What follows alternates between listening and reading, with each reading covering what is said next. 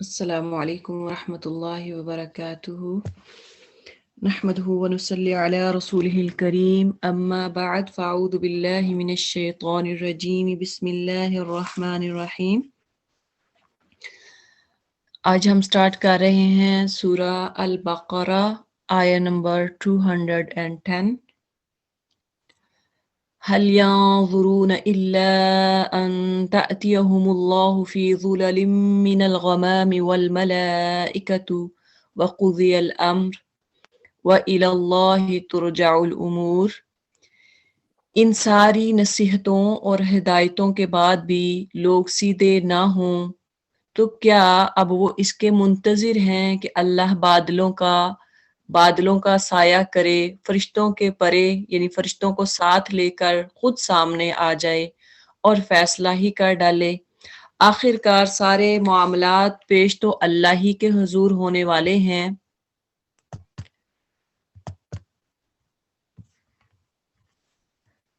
بنی اسرائیل سے پوچھو کیسی کھلی کھلی نشانیاں ہم نے انہیں دکھائی ہیں، اور پھر یہ بھی انہی سے پوچھ لو کہ اللہ کی نعمت پانے کے بعد جو قوم اس کو شقاوت سے بدلتی ہے اسے اللہ کیسی سخت سزا دیتا ہے۔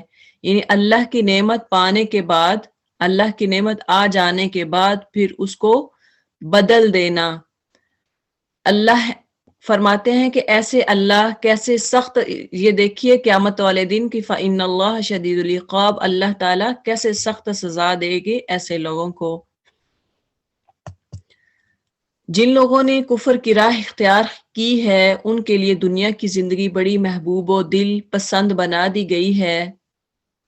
ایسے لوگ ایمان کی راہ اختیار کرنے والوں کا مذاق اڑاتے ہیں، مگر قیامت کے روز پرہیزگار لوگ ہی ان کے مقابلے میں عالی مقام ہوں گے۔ رہا دنیا کا رزق تو اللہ تعالیٰ کو اختیار ہے، جسے چاہے بے حساب دے دے۔ تو یہاں پہ اللہ تعالیٰ بتا رہے ہیں کہ اگر کسی کے پاس کوئی ہائی سٹیٹس ہے یا کوئی ایلیٹ کلاس سے تعلق رکھتا ہے تو اللہ کو اس سے سروکار نہیں۔ اللہ نے تو ایسے لوگوں کو جو کافر ہیں ان کو تو دنیا میں دنیا کی زندگی ان کے لیے آسان کر دی ہے، اللہ نے انہیں بہت زیادہ مال و دولت دیا ہے، لیکن مگر ایسے لوگ جو ایمان لاتے ہیں، ایمان والے ہیں، یہ کافر لوگ ان کا مذاق اڑاتے ہیں کہ دیکھیں کہ یہ مولوی ساری عمر یہ کھاتا پیتا ہے، یہ کیا کھاتا ہے کیا پیتا ہے، صرف 8,000 10,000 سے یہ اپنا گھر چلا رہا ہے، یہ کیسے چلاتا ہے، اور اتنے بچے۔ یعنی دیکھی جائے تو آج کے دور میں مولویوں کا، عالم جو ہیں ان کا مذاق اڑایا جاتا ہے، مگر قیامت کے روز پرہیزگار لوگ ہی ان کے مقابلے میں عالی مقام ہوں گے۔ رہا دنیا کا رزق تو اللہ کو اختیار ہے، جسے چاہے بے حساب دے دے۔ اللہ تعالیٰ جسے چاہے بے حساب دے دے۔ اصل مقام جو ہے وہ آخری ہے، قیامت کا ہے۔ وہ اللہ کے ہاں کون زیادہ تقوی والا ہے، اس کو اللہ تعالیٰ جو ہے آخرت میں اس کو دیکھیں گے کہ جس نے تقوی زیادہ اختیار کیا وہ اللہ کے ہاں مقام پائے گا۔ ابتدا میں سب لوگ ایک ہی تھے، ایک ہی طریقے پر تھے، پھر یہ حالت باقی نہ رہی اور اختلافات رونما ہوئے، تب اللہ نے نبی بھیجے جو راست روی پر بشارت دینے والے، یعنی جو کوئی اچھا راستہ اختیار کرتا ہے، دین کا راستہ اختیار کرتا ہے تو وہ خوشخبری دینے والے، اور جو کوئی برائی کا راستہ اختیار کرتا ہے تو ان کے نتائج سے ڈرانے والے تھے، اور ان کے ساتھ کتاب برحق نازل کی تاکہ حق کے بارے میں لوگوں کے درمیان جو اختلافات رونما ہو گئے تھے ان کا فیصلہ کرے۔ اور ان اختلافات کے رونما ہونے کی وجہ یہ نہ تھی کہ ابتدا میں لوگوں کو حق بتایا نہیں گیا تھا، نہیں، اختلاف ان لوگوں نے کیا جنہیں حق کا علم دیا جا چکا تھا۔ انہوں نے روشن ہدایت پا لینے کے بعد محض اس لیے حق کو چھوڑ کر مختلف طریقے نکالے کہ وہ آپس میں زیادتی کرنا چاہتے تھے۔ پس جو لوگ انبیاء علیہم السلام پر ایمان لے آئے انہیں اللہ نے اپنے اجازت سے اس حق کا راستہ دکھا دیا جس میں لوگوں نے اختلاف کیا تھا۔ اللہ جسے چاہتا ہے راہ راست دکھا دیتا ہے۔ پھر کیا تم لوگوں نے یہ سمجھ رکھا ہے کہ یوں ہی جنت کا داخلہ تمہیں مل جائے گا؟ حالانکہ ابھی تم پر وہ سب کچھ نہیں گزرا جو تم سے پہلے انبیاء، تم سے پہلے ایمان لانے والوں پر گزر چکا ہے۔ ان پر سختیاں گزری، مصیبتیں آئیں، ہلاک کر دیے گئے، حتیٰ کہ وقت کا رسول اور اس کے ساتھی اہل ایمان چیخ اٹھے کہ اللہ کی مدد کب آئے گی۔ اس وقت انہیں تسلی دی گئی کہ ہاں اللہ کی مدد قریب ہے۔ اب دیکھیں کہ اس آیت میں ہم بہت جلد فیڈ اپ ہو جاتے ہیں، کوئی بھی ہمیں تنگ کرتا ہے، ہمارا مذاق اڑاتا ہے تو ہم تنگ ہو جاتے ہیں کہ یہ کیا۔ تو حالانکہ جیسے کہتے ہیں کہ جوہری، اللہ تعالیٰ مومن کو جوہری کی طرح آزماتا ہے، جوہری کی طرح تراشتا ہے، یعنی جتنے مومن کو کٹس لگیں گے اتنا وہ مضبوط ہوگا، پاورفل ہوگا۔ اور دیکھیں کہ جیسے ڈائمنڈ ہے، اس کو جتنے کٹس لگتے ہیں اتنا وہ زیادہ خوبصورت دکھائی دیتا ہے۔ یہی مثال اللہ تعالیٰ نے مومن کی دی، جو تقوی اختیار کرنے والا ہے۔ دنیا میں وہ جو بھی تکلیفیں سہتا ہے، اس کو جتنے بھی کٹس لگتے ہیں، جتنے بھی اس کے مصیبتیں آتی ہیں، تو اس کے مقابلے میں وہ اور سٹرونگ ہوتا جاتا ہے، دن بدن وہ اور سٹرونگ۔ آپ اس کو دیکھتے ہیں کہ مومن تکلیفوں سے کبھی نہیں گھبراتا، مصیبتیں آتی ہیں وہ گھبراتا نہیں بلکہ اور مضبوط ہوتا ہے، ایک مضبوط چٹان کی طرح نظر آتا ہے۔ تو اللہ تعالیٰ مسلمانوں کو جو تقوی والے ہیں ان کو مضبوط کرتا ہے جب ان پہ کوئی مصیبتیں آتی ہیں، کوئی مشکلات آتی ہیں۔ یسألونک ماذا ينفقون، لوگ پوچھتے ہیں ہم کیا خرچ کریں، جواب دو کہ جو مال بھی تم خرچ کرو اپنے والدین پر، رشتہ داروں پر، یتیموں اور مسکینوں اور مسافروں پر، اور جو بلائی بھی تم کرو گے اللہ اس سے باخبر ہوگا۔ تو اس میں بھی آپ دیکھیں کہ کس مال آپ نے کہاں کہاں خرچ کرنا ہے، اس کے بھی اللہ تعالیٰ نے ایٹیکیٹس بتا دیے کہ کہاں پہ مال خرچ کیا جائے گا، کن کو مال دیا جائے گا۔ اور اس کے بعد اللہ تعالیٰ فرما رہے ہیں تمہیں جنگ کا حکم دیا گیا ہے اور تمہیں ناگوار ہے، ہو سکتا ہے ایک چیز تمہیں ناگوار ہو اور وہی تمہارے لیے بہتر ہو ہو سکتا ہے کہ ایک چیز تمہیں پسند ہو اور وہی تمہارے لیے بری ہو۔ اللہ تعالیٰ جانتا ہے جو تم نہیں جانتے۔ وہ آپ سے پوچھتے ہیں ماہ حرام میں لڑنا کیسا ہے، کہو اس میں لڑنا بہت برا ہے۔ یہ لاسٹ ٹائم ہم نے میرا خیال ساری پڑھ لی تھی آیات۔ جی، یسألونک عن الخمر والمیسر، پوچھتے ہیں شراب اور جوئے کا کیا حکم ہے، شراب اور جوئے کا کیا حکم ہے۔ ان دونوں چیزوں میں بڑی خرابی ہے، اگرچہ ان میں لوگوں کے لیے کچھ منافع بھی ہے مگر ان کا گناہ ان کے فائدے سے بہت زیادہ ہے۔ پوچھتے ہیں ہم راہ خدا میں کیا خرچ کریں، کہو جو کچھ تمہاری ضرورت سے زیادہ ہو۔ اس طرح اللہ تعالیٰ تمہارے لیے صاف صاف احکام بیان کرتا ہے، شاید کہ تم دنیا اور آخرت دونوں کی فکر کرو۔ فی الدنیا والآخرہ، پوچھتے ہیں یتیموں کے ساتھ کیا معاملہ کیا جائے، کہو جس طرح عمل میں ان کے لیے بلائی ہو وہی اختیار کرنا بہتر ہے۔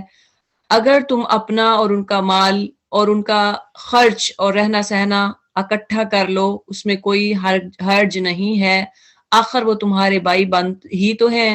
برائی کرنے والے اور بلائی کرنے والے دونوں کا حال اللہ پر روشن ہے۔ اللہ چاہتا تو اس معاملے میں تم پر سختی کرتا مگر وہ صاحب اختیار ہونے کے ساتھ صاحب حکمت بھی ہے۔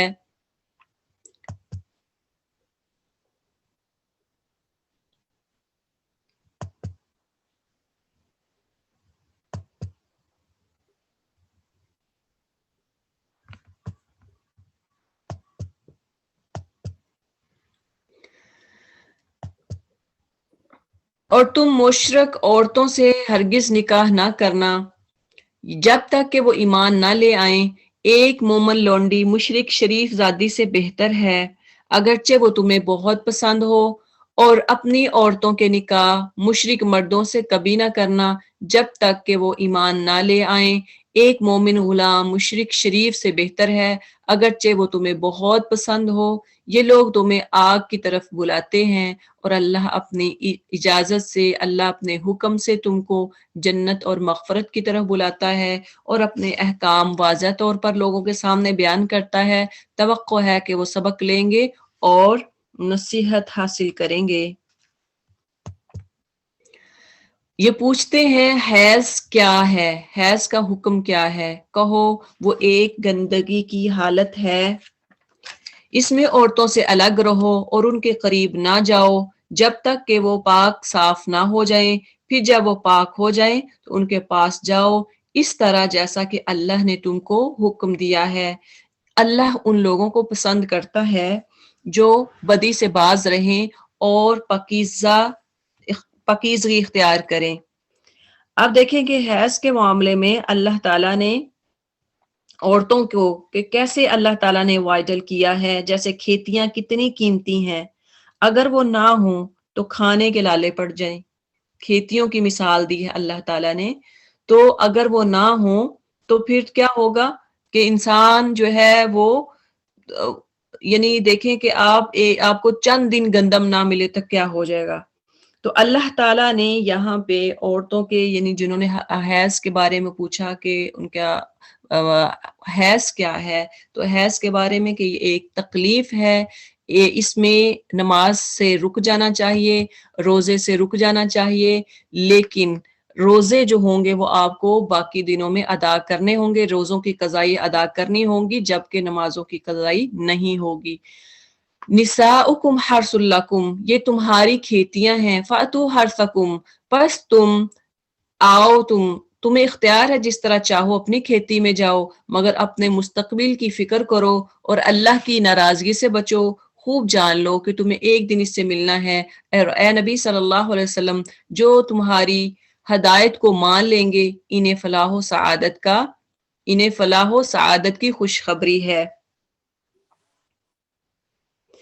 اب اس میں حیض کی حالت میں سیکس کرنا یہ جائز نہیں ہے، یہاں پہ یہ بتایا جا رہا ہے۔ باقی جو دن ہے اس میں اللہ تعالیٰ فرماتے ہیں کہ عورت ایک تمہاری کھیتی کی طرح ہے، جس طرح کسان جو ہے باقی دنوں میں وہ بیج ڈالتا ہے اور اپنی کھیتی کو اس میں بیج ڈالتا ہے اور وہ کیسے لہلہاتی ہوئی نظر آتی ہے، تو یہ عورت بھی آپ کے لیے اسی طرح سے ہے۔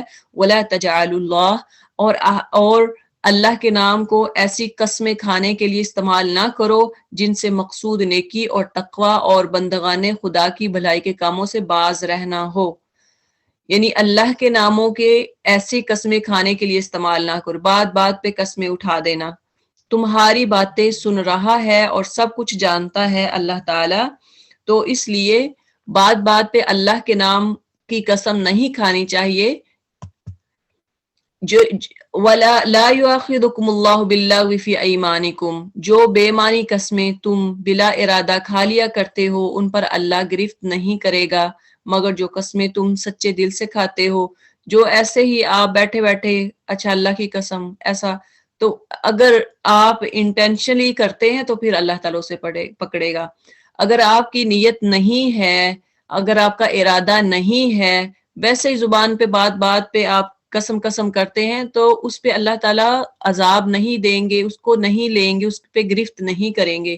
مگر جو سچے دل سے آپ کھاتے ہو، جان بوجھ کے کسی کو آپ دھوکہ دینے کے لیے یا کسی راز کو چھپانے کے لیے، تو پھر اللہ تعالیٰ جو ہے اس پہ گرفت کرے گا، اسے پکڑے گا۔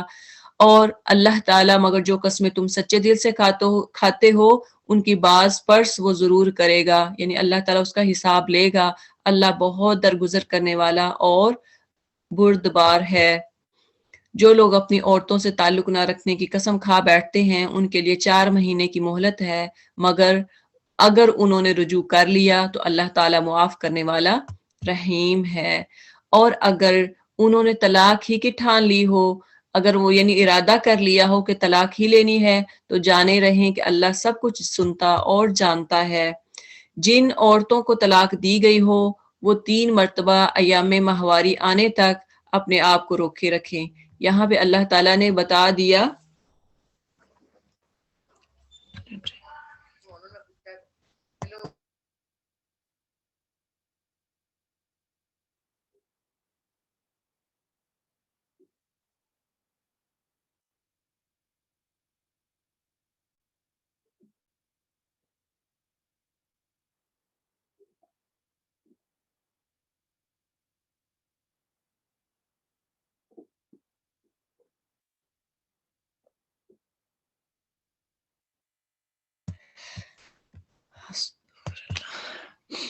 جن عورتوں کو طلاق دی گئی ہو وہ 3 مرتبہ ایام ماہواری آنے تک اپنے آپ کو روکے رکھیں. یعنی یہاں پہ عدت بتائی گئی ہے کہ طلاق کے بعد عدت کتنی ہے، عدت کتنی گزاریں گی. اور ان کے لیے یہ جائز نہیں ہے کہ اللہ نے ان کے رحم میں جو کچھ خلق فرمایا ہو اسے چھپائیں. اگر وہ پریگننٹ ہے تو پھر ان کو چھپانا نہیں چاہیے، انہیں ہرگز ایسا نہ کرنا چاہیے. اگر وہ اللہ اور روز آخرت پر ایمان رکھتی ہیں، ان کے شوہر تعلقات درست کر لینے پر آمادہ ہوں تو وہ اس عدت کے دوران میں انہیں پھر اپنی زوجیت میں واپس لے لینے کے حقدار ہیں. عورتوں کے لیے بھی معروف طریقے پر ویسے ہی حقوق ہیں جیسے مردوں کے حقوق ان پر ہیں. البتہ مردوں کو ان پر ایک درجہ حاصل ہے اور سب پر اللہ تعالی غالب، اقتدار رکھنے والا، حکیم اور دانا ہے. اب اللہ تعالیٰ نے جب ایک درجہ مردوں کو دیا ہے تو ہم کون عورتیں ہوتی ہیں کہ جو اسلام سلوگن کا دین بنا کے، مختلف سلوگن بنا کے تو اپنا حق حاصل کرنے والی، جبکہ اللہ تعالیٰ نے درجہ جو ہے وَلِلرِّجَالِ عَلَيْهِنَّ دَرَجَہ، عورتوں پہ ایک درجہ بلند فرمایا ہے. تو اسی طرح طلاق کا جو حق ہے طلاق دینے کا وہ بھی مرد کے ہاتھ میں ہے، لیکن اگر چاہے عورت تو وہ خلا لے سکتی ہے. اللہ تعالیٰ نے یہ بھی اختیار دیا ہے. تو اس لیے دیکھیں کہ اسلام جو ہے وہ پرو مین نہیں ہے اور نہ ہی پرو ویمن ہے. اسلام جو ہے وہ پرو ہیومینٹی ہے. تو یہاں پہ اللہ تعالیٰ نے اصل میں جو اقتدار یا جو کہہ لیں کہ افضل بنایا ہے، مرد کو عورت سے زیادہ بنایا ہے. لہٰذا ہمیں اصل میں اسلام کی ہی قدر کرنی ہے، اسلام کو ہی ماننا ہے. الطلاق مرتان، اب طلاقیں کتنی ہیں؟ طلاق 2 بار ہے. پھر یا تو سیدھی طرح عورت کو روک لیا جائے یا بھلے طریقے سے اس کو رخصت کر دیا جائے. اور رخصت کرتے ہوئے ایسا کرنا تمہارے لیے جائز نہیں ہے کہ جو کچھ تم انہیں دے چکے ہو اس میں سے کچھ واپس لے لو. البتہ یہ صورت مستثنا ہے، ایکسیپشنل ہے یہاں پہ کہ زوجین کو اللہ کے حدود پر قائم نہ رہ سکنے کا اندیشہ ہو. اگر دونوں آپس میں حدود کو قائم نہ رکھ سکے ہوں، ایسی صورت میں اگر تمہیں یہ خوف ہو کہ وہ دونوں حدود الہی پر قائم نہ رہیں گے تو ان دونوں کے درمیان یہ معاملہ ہو جانے میں کوئی حرج نہیں کہ عورت اپنے شوہر کو معاوضہ دے کر علیحدگی حاصل کر لے. یعنی معاوضے کا مطلب ہے کہ خلا جب لے گی تو جو بھی اس نے حق مہر میں جو لکھا ہوگا، جو دیا ہوگا، جو پراپرٹی ہے، زیور ہے، وہ اس کو واپس کرنے ہوں گے. تو یہاں سے معاوضے سے مراد وہ ہے. یہ اللہ کے مقرر کردہ حدود ہیں، ان سے تجاوز نہ کرو، اور جو لوگ حدود الہی سے تجاوز کریں وہی ظالم ہیں.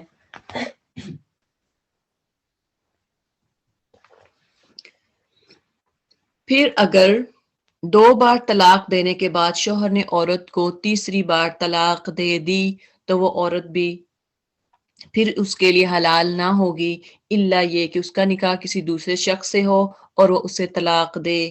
یہاں بھی بڑا فقہی مسائل ہیں، لیکن ایک ہی بات کہوں گی کہ یہاں پہ جو حلالے کا کہا جاتا ہے وہ حلالہ جائز نہیں ہے الا یہ، یعنی وہ نکاح دوسرے شخص سے کرے اپنی مرضی سے بغیر یہ نیت کیے ہوئے کہ میں یہ چند دن یا چند مہینے اس کے ساتھ رہوں گی اور اس کے بعد اس سے طلاق لے لوں گی اور پھر پہلے شوہر کے پاس جاؤں گی، یہ ارادہ نہیں کرے گی. ہاں وہ مرد خود اپنی مرضی سے کچھ سال 2-4 سال بعد طلاق دیتا ہے یا وہ فوت ہو جاتا ہے، اس کے بعد وہ عورت اگر ملنا چاہے، پہلے مرد کی طرف آنا چاہے، اس سے نکاح کرنا چاہے تو پھر جائز ہے. تب اگر پہلا شوہر اور یہ عورت دونوں یہ خیال کریں کہ حدود الہی پر قائم رہیں گے تو ان کے لیے ایک دوسرے کی طرف رجوع کر لینے میں کوئی حرج نہیں. یہ اللہ کی مقرر کردہ حدیں ہیں جنہیں وہ ان لوگوں کی ہدایت کے لیے واضح کر رہا ہے جو اس کی حدوں کو توڑنے کا انجام جانتے ہیں.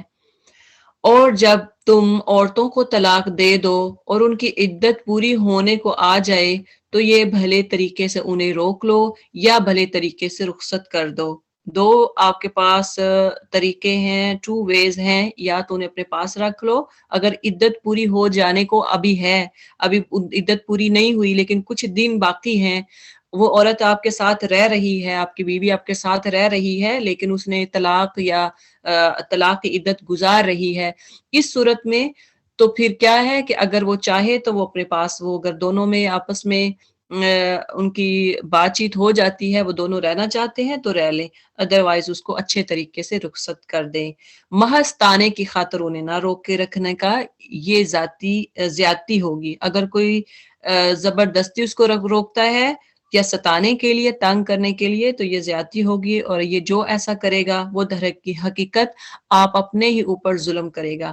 اللہ کی آیات کا کھیل نہ بناؤ، بھول نہ جاؤ کہ اللہ نے کس نعمت عظمیٰ سے تمہیں سرفراز کیا ہے۔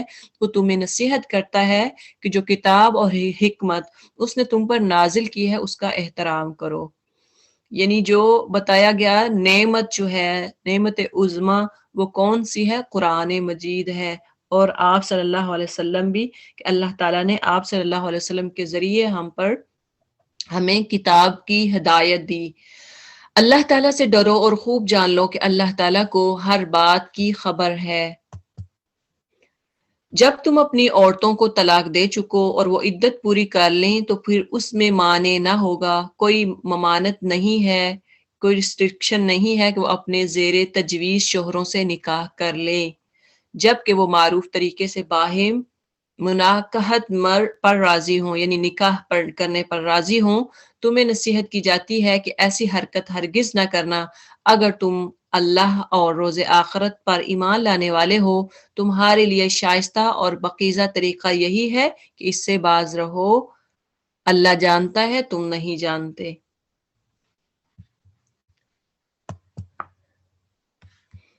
آگے فرمایا، آگے جو احکامات آ رہے ہیں، والوالدات یرضعن اولادہن، یعنی آپ نے کسی کے بچے لیے، آگے کیسے دودھ پلانے والی اس کی رضاعت کے بارے میں، جو باپ چاہتے ہوں کہ ان کی اولاد پوری مدت رضاع تک دودھ پیے تو مائیں اپنے بچوں کو کامل 2 سال دودھ پلائیں۔ یعنی طلاق کے بعد اب یہ دوسرا مسئلہ ہے کہ اگر بچہ چھوٹا ہے تو ماں جو ہے وہ اب بھی فیڈ کروا رہی ہے، بریسٹ فیڈ کروا رہی ہے، تو پھر اس صورت میں یہ ہے کہ اولاد جو ہے وہ اپنی ماں کے پاس رہے گی، تو مائیں اپنے بچوں کو کامل 2 سال دودھ پلائیں۔ اس صورت میں بچے کے باپ کو معروف طریقے سے انہیں کھانا کپڑا دینا ہوگا، مگر کسی پر اس کی وسعت سے بڑھ کر بار نہ ڈالنا چاہیے، برڈن نہیں ڈالنا چاہیے۔ نہ تو ماں کو اس وجہ سے تکلیف میں ڈالا جائے کہ بچہ اس کا ہے، اور نہ باپ ہی کو اس وجہ سے تنگ کیا جائے کہ بچہ اس کا ہے۔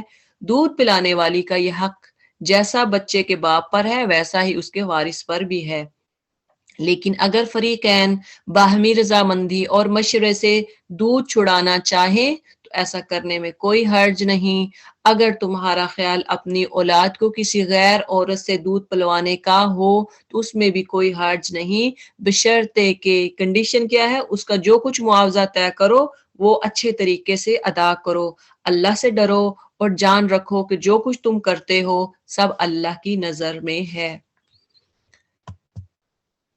تم میں سے جو لوگ مر جائیں ان کے پیچھے اگر ان کی بیویاں زندہ ہوں تو وہ اپنے آپ کو 4 مہینے 10 دن روک کے رکھیں۔ اب یہاں پہ جو مرد مر جائے جس کی بیوی زندہ ہے تو عورتوں کے لیے ہے، بیوہ عورتیں کتنی عدت گزاریں گی، تو ان کی عدت کیا ہے؟ 4 مہینے 10 دن۔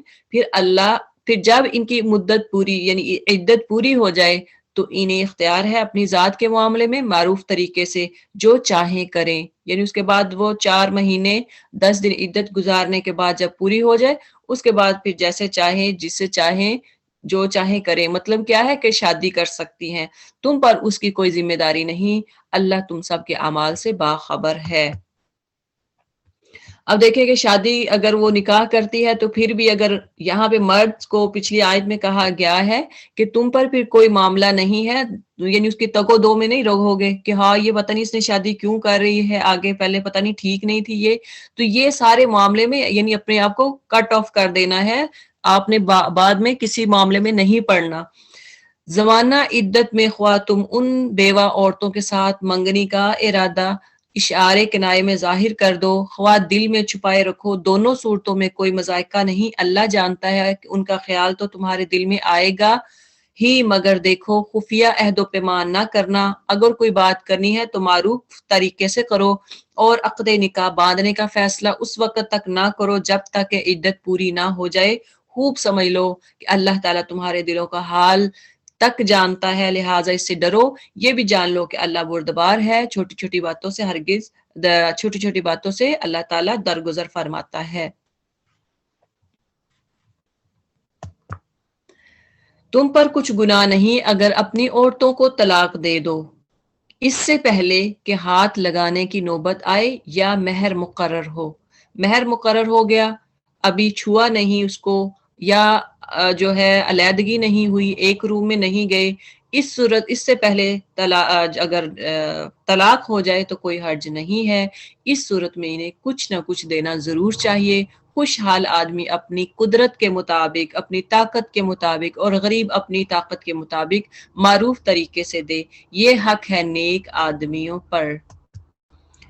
اور اگر تم نے ہاتھ لگانے سے پہلے طلاق دے دی، اگر تو پہلی آیت میں اگر تم نے چھوا ہے اس کو تو پھر اس صورت میں آپ کچھ نہ کچھ دے دو، اور اگر ہاتھ ہی نہیں لگایا اس سے پہلے طلاق دے دی لیکن مہر مقرر کیا جا چکا ہو، جس کے اختیار میں عقد نکاح ہے، نرمی سے کام لے اور پورا مہر دے دے، یعنی اس کو واپس دینا چاہیے، اور تم یعنی مرد نرمی سے کام لو تو یہ تقوی سے زیادہ مناسبت رکھتا ہے، تقوی کے زیادہ قریب ہے۔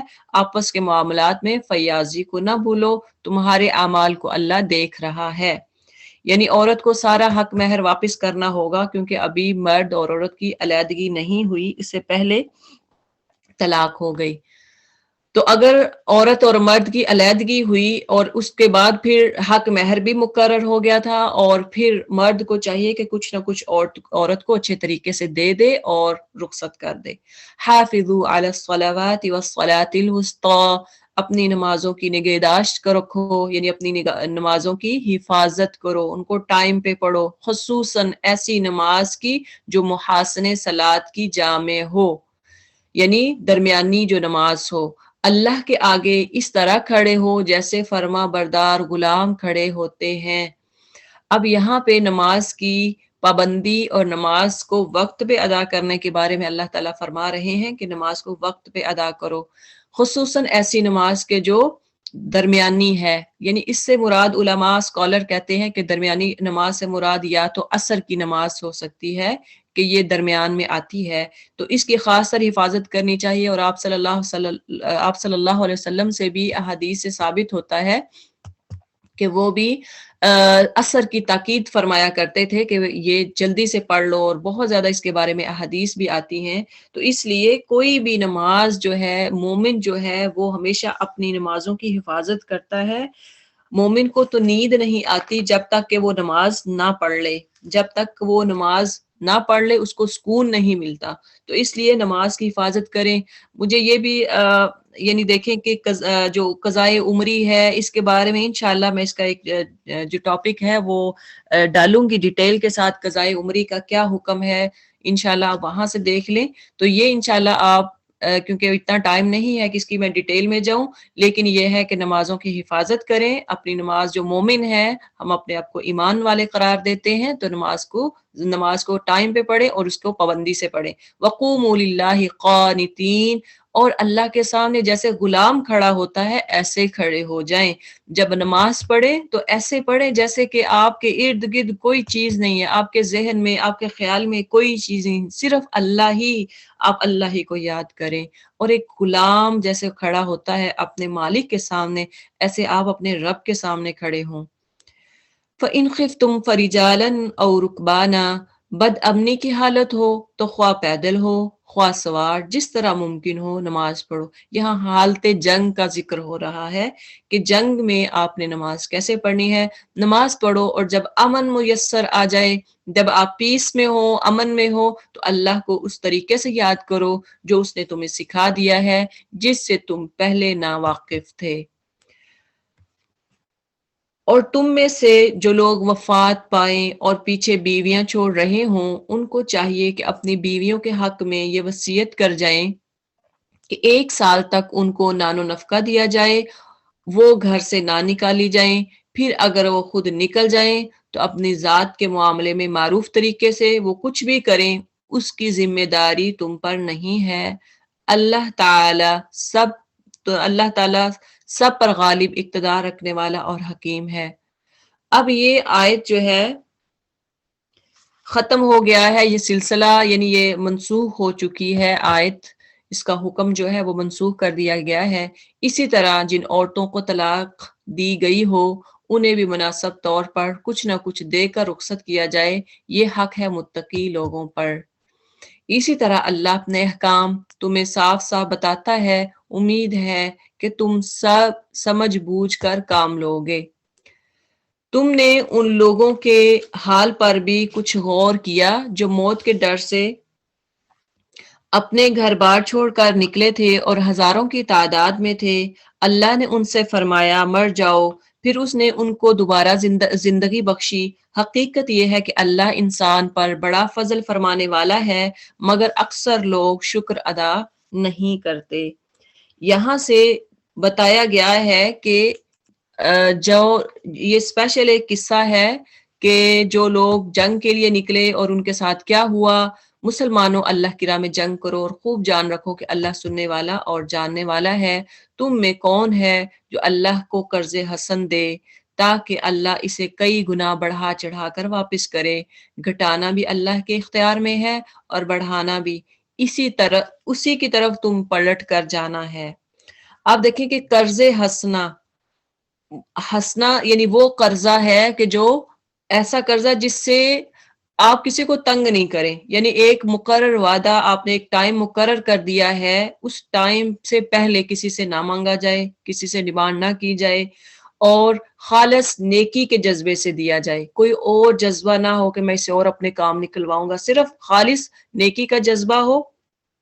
اور جو بھی مال اللہ کی راہ میں خرچ کیا جائے تو پھر اس پر اللہ تعالیٰ کی ذمہ داری ہے کہ وہ اگر چاہے تو اس پر دگنا جو ہے وہ جزا اسے دے، دگنا مال کر کے دے۔ اللہ تعالیٰ اسے بڑھا چڑھا کر نیکیاں دینے والا ہے۔ اسی لیے کہا جاتا ہے کہ جب آپ مال دیں کسی کو تو اس کو لکھوا لیا کریں۔ انشاءاللہ آپ اس کے بارے میں لین دین کے معاملے میں پڑھیں گے بھی کہ جو بھی آپ کسی کو مال دیں اس پر آپ جو ہے وہ لکھوا لیا کریں، لکھ لیا کریں۔ پھر تم نے اس معاملے پر بھی غور کیا جو موسیٰ کے بعد سردار بنی اسرائیل کو پیش آیا تھا، سرداران بنی اسرائیل کو پیش آیا تھا۔ انہوں نے اپنے نبی سے کہا ہمارے لیے ایک بادشاہ مقرر کر دو تاکہ ہم اللہ کی راہ میں جنگ کریں۔ نبی نے پوچھا کہیں ایسا تو نہ ہوگا کہ تم لڑائی کا حکم دیے جاؤ اور پھر تم نہ لڑو؟ وہ کہنے لگے بھلا یہ کیسے ہو سکتا ہے کہ ہم راہ خدا میں نہ لڑیں جب کہ ہمیں اپنے گھروں سے نکال دیا گیا اور ہمارے بال بچے ہم سے جدا کر دیے گئے؟ مگر جب ان کو جنگ کا حکم دیا گیا تو ایک تھوڑی تعداد کے سوا وہ سب پیٹھ موڑ گئے، اور اللہ ان میں سے ایک ایک ظالم کو جانتا ہے۔ پہلے کیا ہوا؟ لڑائی کا وعدہ کیا، ٹھیک ہے ہم لڑائی کریں گے، جنگ کرنے جائیں گے، لیکن اس کے بعد ساتھ ہی جب ٹائم آیا تو بدل گئے۔ ان کے نبی نے ان سے کہا کہ اللہ نے طالوت کو تمہارے لیے بادشاہ مقرر کیا ہے۔ یہ سن کر وہ بولے ہم پر بادشاہ بننے کا وہ کیسے حقدار ہو گیا؟ اس کے مقابلے میں بادشاہ کے ہم زیادہ مستحق ہیں، وہ تو کوئی بڑا مالدار آدمی نہیں ہے۔ نبی صلی اللہ علیہ وسلم نبی نے جواب دیا اللہ نے تمہارے مقابلے میں اسی کو منتخب کیا ہے، اسی کو چوز کیا ہے اور اس کو دماغ اور جسمانی دونوں قسم کی اہلیتیں فراوانی کے ساتھ عطا فرمائی ہیں، اور اللہ تعالیٰ کو اختیار ہے کہ اپنا ملک جسے چاہے دے۔ اللہ بڑی وسعت رکھتا ہے اور سب کچھ اس کے علم میں ہے۔ اب یہ بھی ہم نے پڑھا تھا کہ جو اللہ تعالیٰ جب کسی کو بادشاہ بنانا چاہیں یا کسی کو لیڈر بنانا چاہیں تو اس کی کوالٹیز کیا ہوتی ہیں اللہ کی نظر میں؟ ایک تو وہ تقوی والا ہوتا ہے، متقی ہوتا ہے، اور دوسرا جو ہے اس میں فزیکلی اور مینٹلی دونوں وہ ہیلتھی ہو، دونوں دماغی بھی اور جسمانی دونوں۔ اس میں ایک تو سوچنے کی طاقت ہونی چاہیے، صحیح سوچنے والا، سمجھنے والا، حکمت والا ہو، حکمت اس کو آنی چاہیے کہ جنگ میں جائیں گے تو کیا آپ تدبیر کریں، کیا پلاننگ کریں، اور اسی طرح فزیکلی بھی وہ اسٹرانگ ہو۔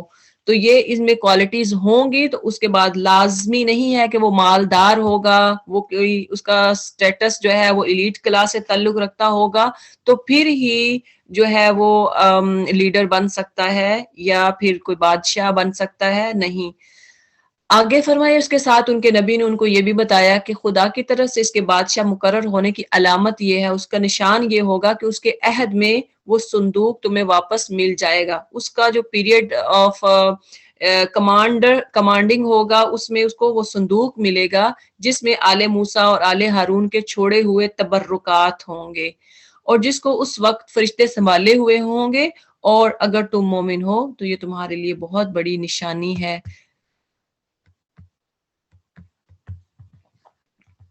پھر جب طالوت لشکر لے کر چلا تو اس نے کہا ایک دریا پر اللہ کی طرف سے تمہاری آزمائش ہونے والی ہے، جو اس کا پانی پیے گا وہ میرا ساتھی نہیں، میرا ساتھی صرف وہ ہے جو اسے پیاس نہ بجھائے۔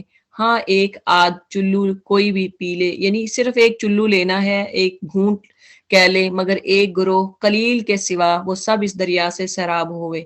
چلو ہوتا ہے دونوں ہاتھوں کو جب آپ جوڑ لیتے ہیں تو اس کو بھرنا، وہ ایک چلو ہے، اور وہ سب اس دریا سے، لیکن چند لوگ تھے جنہوں نے ایک چلو پیا، لیکن زیادہ لوگ جو تھے انہوں نے وہ بالکل سیراب ہو کے پیا۔ پھر جب طالوت اس کے ساتھ تھی مسلمان دریا پار کر کے آگے بڑھے تو انہوں نے طالوت سے کہہ دیا کہ آج ہم میں جالوت اور اس کے لشکروں کا مقابلہ کرنے کی طاقت نہیں ہے، لیکن جو لوگ یہ سمجھتے تھے کہ انہیں ایک دن اللہ سے ملنا ہے، انہوں نے کہا بارہا ایسا ہوا ہے کہ ایک قلیل گروہ اللہ کے حکم سے ایک بڑے گروہ پر غالب آ گیا ہے، اللہ صبر کرنے والوں کا ساتھی ہے۔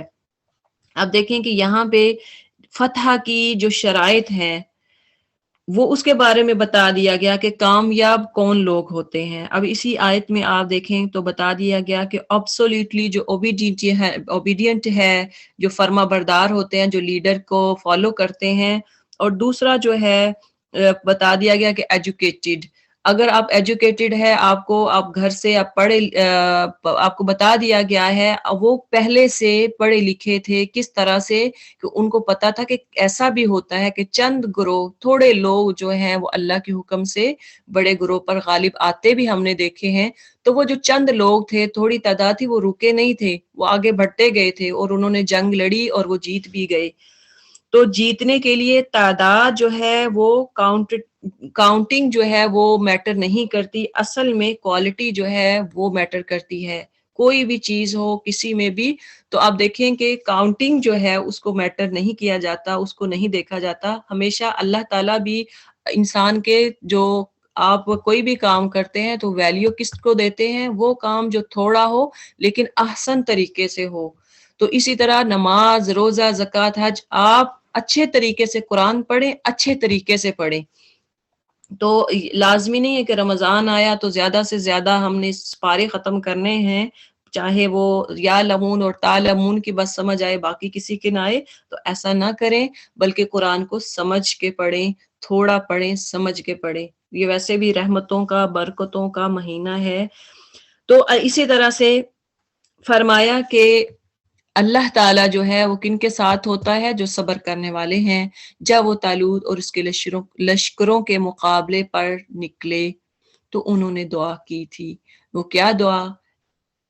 ربنا افرغ علینا صبرا وثبت اقدامنا وانصرنا علی القوم الکافرین، اے ہمارے رب ہم پر صبر کا فیضان کر، یعنی ہم پہ صبر نازل فرما، ہمارے قدم جما دے اور اس کافر گروہ پر ہمیں فتح نصیب فرما دے۔ تو یہ دعا ہمیں بھی کوئی بھی مشکل ہو، پریشانی ہو، یہ دعا ضرور کیا کریں۔ ربنا افرغ علینا صبرا وثبت اقدامنا وانصرنا علی القوم الکافرین۔ انسان جو ہے وہ ڈگمگاتا رہتا ہے، وہ پریشان ہوتا ہے، اس میں مصیبتیں بھی آتی ہیں، لیکن اللہ جب ہمیں صبر دے دے گا، ہمیں ثابت قدمی دے دے گا، اس پہ مستقل قائم رہنے کی توفیق عطا فرمائے گا اور ہماری مدد کرے گا، انشاءاللہ وہ مشکلات جو ہیں وہ آسانی میں تبدیل ہو جائیں گی۔ یہ تھا سورہ بقرہ، اور اس کے آخر میں آخر کار اللہ کے اذن سے انہوں نے کافروں کو مار بھگایا، اور داود نے داود علیہ السلام جو پیغمبر تھے انہوں نے جالوت کو قتل کر دیا، اور اللہ نے اسے سلطنت اور حکمت سے نوازا، اور جن جن چیزوں کا چاہا اس کو علم دیا۔ اگر اس طرح اللہ انسانوں کے ایک گروہ کو دوسرے گروہ کے ذریعے سے ہٹاتا نہ رہتا تو زمین کا نظام بگڑ جاتا۔ یعنی اگر کمزور جو ہے وہ دبتے رہتے، کمزوروں کو مارا پیٹا جاتا، کمزوروں کے ساتھ برا سلوک، اور کوئی جیسے کہتے ہیں کہ ہر جہاں فرعون ہوتا ہے وہاں موسیٰ آتا ہے، تو اگر فرعون ہی ہر وقت رہے تو نظام زندگی یہ تو بگڑ جائے گی، تو تباہ و برباد ہو جائے۔ تو اللہ تعالیٰ انسانوں کے گروہ ایسے لے کے آتے ہیں کہ اگر جہاں ظلم ہوتا ہے وہاں موسیٰ ضرور آتا ہے، وہاں موسیٰ کو ضرور بھیجتا ہے۔ لیکن دنیا کے لوگوں پر اللہ کا بڑا فضل ہے کہ وہ اس طرح وَلَكِنَّ اللَّهَ ذُو فَضْلٍ عَلَى الْعَالَمِينَ، وہ جہان والوں پر فضل کرنے والا ہے۔ تِلْكَ آیات اللہ نتلوها علیک بالحق، یہ اللہ کی آیات ہیں جو ہم ٹھیک ٹھیک تم کو سنا رہے ہیں، اور تم یقیناً ان لوگوں میں سے ہو جو رسول بنا کر بھیجے گئے ہو۔ آگے ہے پارہ نمبر 3، تو ہم اس کا انشاءاللہ انٹروڈکشن پہلے کرتے ہیں کہ اس پارے میں ہے کیا۔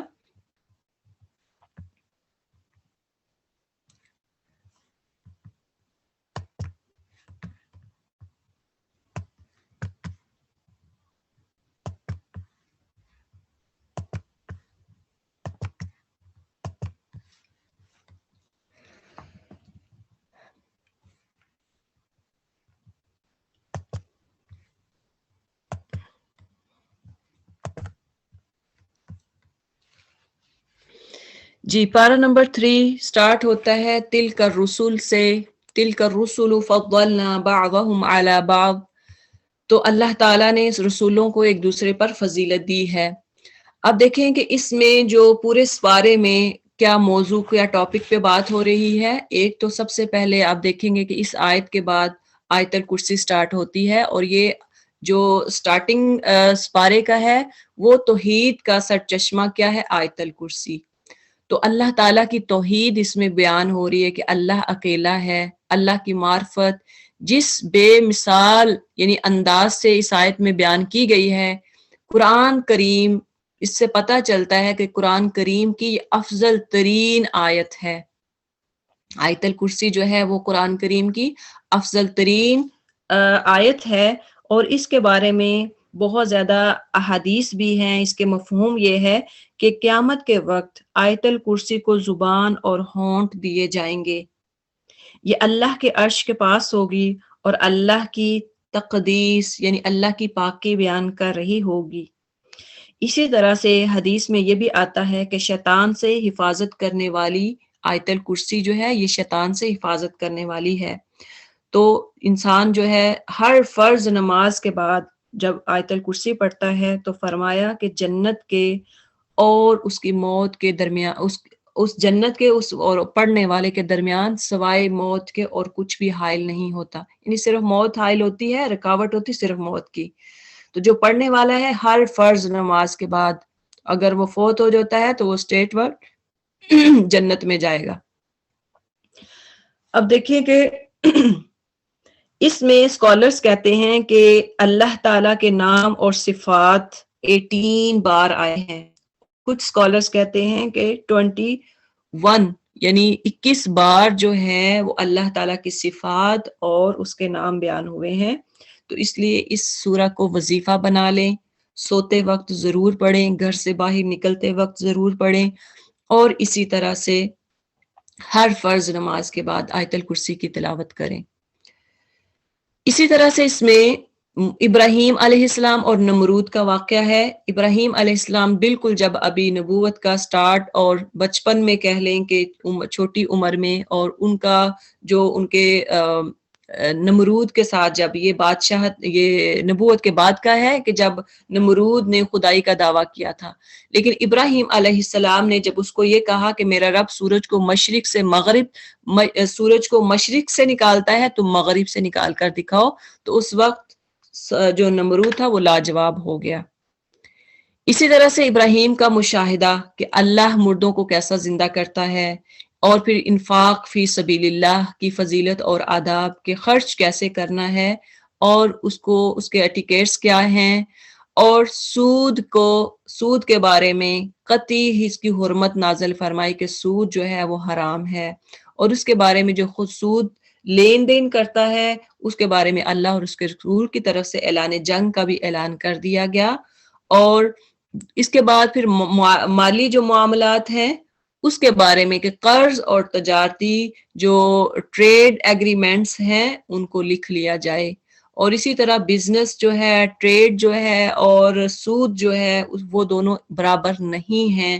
اور سورہ بقرہ کا اختتام ایک عظیم دعا پر ہوتا ہے جو ہر شخص انفرادی طور پر اللہ کے ہاں جواب دیدہ ہے، جو ظاہر و باطن کا جاننے والا، قادر ہے، مالک و مختار اور سزا و جزا کا مالک ہے۔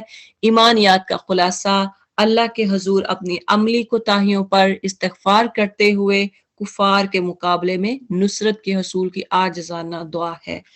تو یہ آپ لاسٹ جو اس کا ہوگا اس آیات ان کو ضرور یاد کیجئے گا، اور اس کے بعد پھر انشاءاللہ سورہ آل عمران ہے۔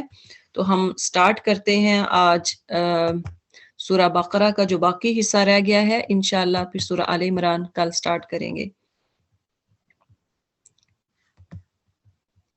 تِلْكَ الرُّسُلُ فَضَّلْنَا بَعْضَهُمْ عَلَى بَعْضٍ، یہ وہ رسول ہیں جن کو ہم نے فضیلت دی ہے بعض کو بعض پر، یعنی کچھ پیغمبروں کو دوسرے پیغمبروں پر اللہ تعالیٰ نے فضیلت دی ہے، رتبے دیے ہیں۔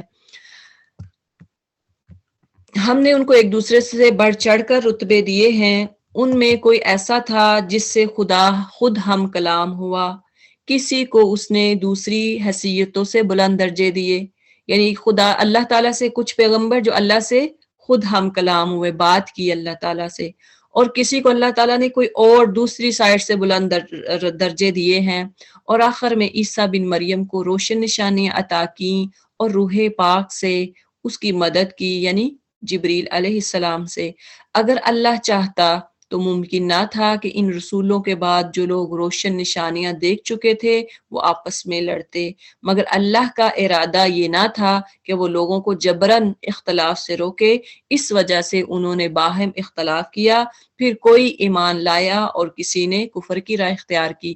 یعنی اگر اللہ چاہے تو وہ کسی کو زبردستی بھی ایمان پہ مقرر کر سکتا ہے، ایمان پہ اس کو رکھ سکتا ہے، ایمان والا بنا سکتا ہے، مسلمان بنا سکتا ہے، لیکن اللہ کسی کو ارادتاً یعنی زبردستی یا جبراً کسی کو مسلمان یا مومن نہیں بنانا چاہتا، کیونکہ اللہ تعالیٰ نے آپ کو، یہ دنیا جو ہے ٹیسٹ کی جگہ ہے، تو اس لیے یہاں پہ اللہ تعالیٰ ٹیسٹ کرنا چاہتے ہیں کہ کیوں نہ امتحان، آپ کا ٹیسٹ ہو، آپ کا امتحان ہو، اور اس کے بعد پھر آپ کو نمبر ملے۔ کیسے فیئر ہوگا؟ ہم اگر آپ کو ایگزام دیے بغیر ٹیچر آپ اسٹوڈنٹس کے نمبر لگا دے، کسی کے زیادہ لگا دے، کسی کے تھوڑے لگا دے، کوئی ایگزام ہی نہیں لیا، تو آپ تو کہیں گے کہ اٹس ناٹ فیئر کہ ہر ایک کو آپ نے کسی کو زیادہ دے دیے یا ہر ایک کو ایکول کر دیا۔ اگر سب کو ایکولی نمبر دے دیے پھر بھی آپ کہیں گے کہ یہ فیئر نہیں ہے، کیونکہ میں تو اتنی تیاری کرتی ہوں، میں نے تو اتنا پڑھا، میں نے تو نوٹس بنائے، میں نے پورا سال اٹینڈنس جو تھی وہ میری میں آتی جاتی رہی۔ تو یہ دیکھیں کہ ایسے ہی اگر اللہ تعالیٰ آپ کو جبراً کسی کو مسلمان بنا دے تو پھر جنت اور جہنم کا وہ تصور جو ہے وہ ختم ہو جائے۔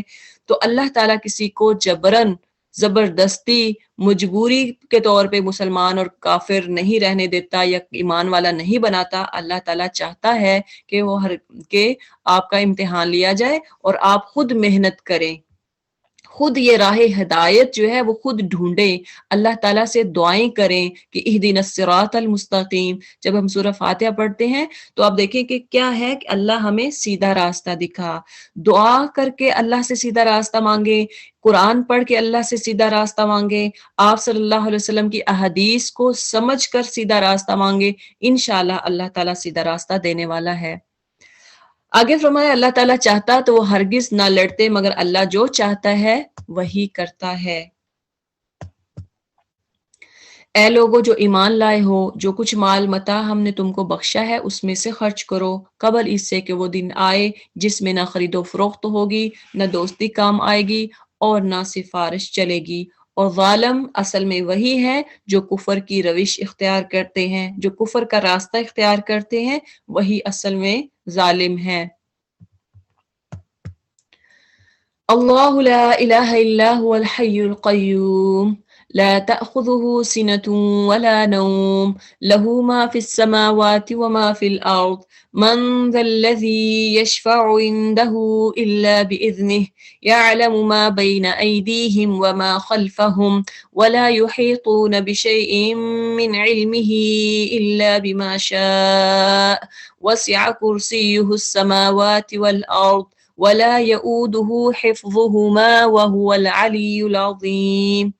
اللہ وہ زندہ جاوید ہستی جو تمام کائنات کو سنبھالے ہوئے ہے، اس کے سوا کوئی خدا نہیں ہے، نہ وہ سوتا ہے اور نہ اسے اونگ لگتی ہے، زمین اور آسمانوں میں جو کچھ ہے اسی کا ہے۔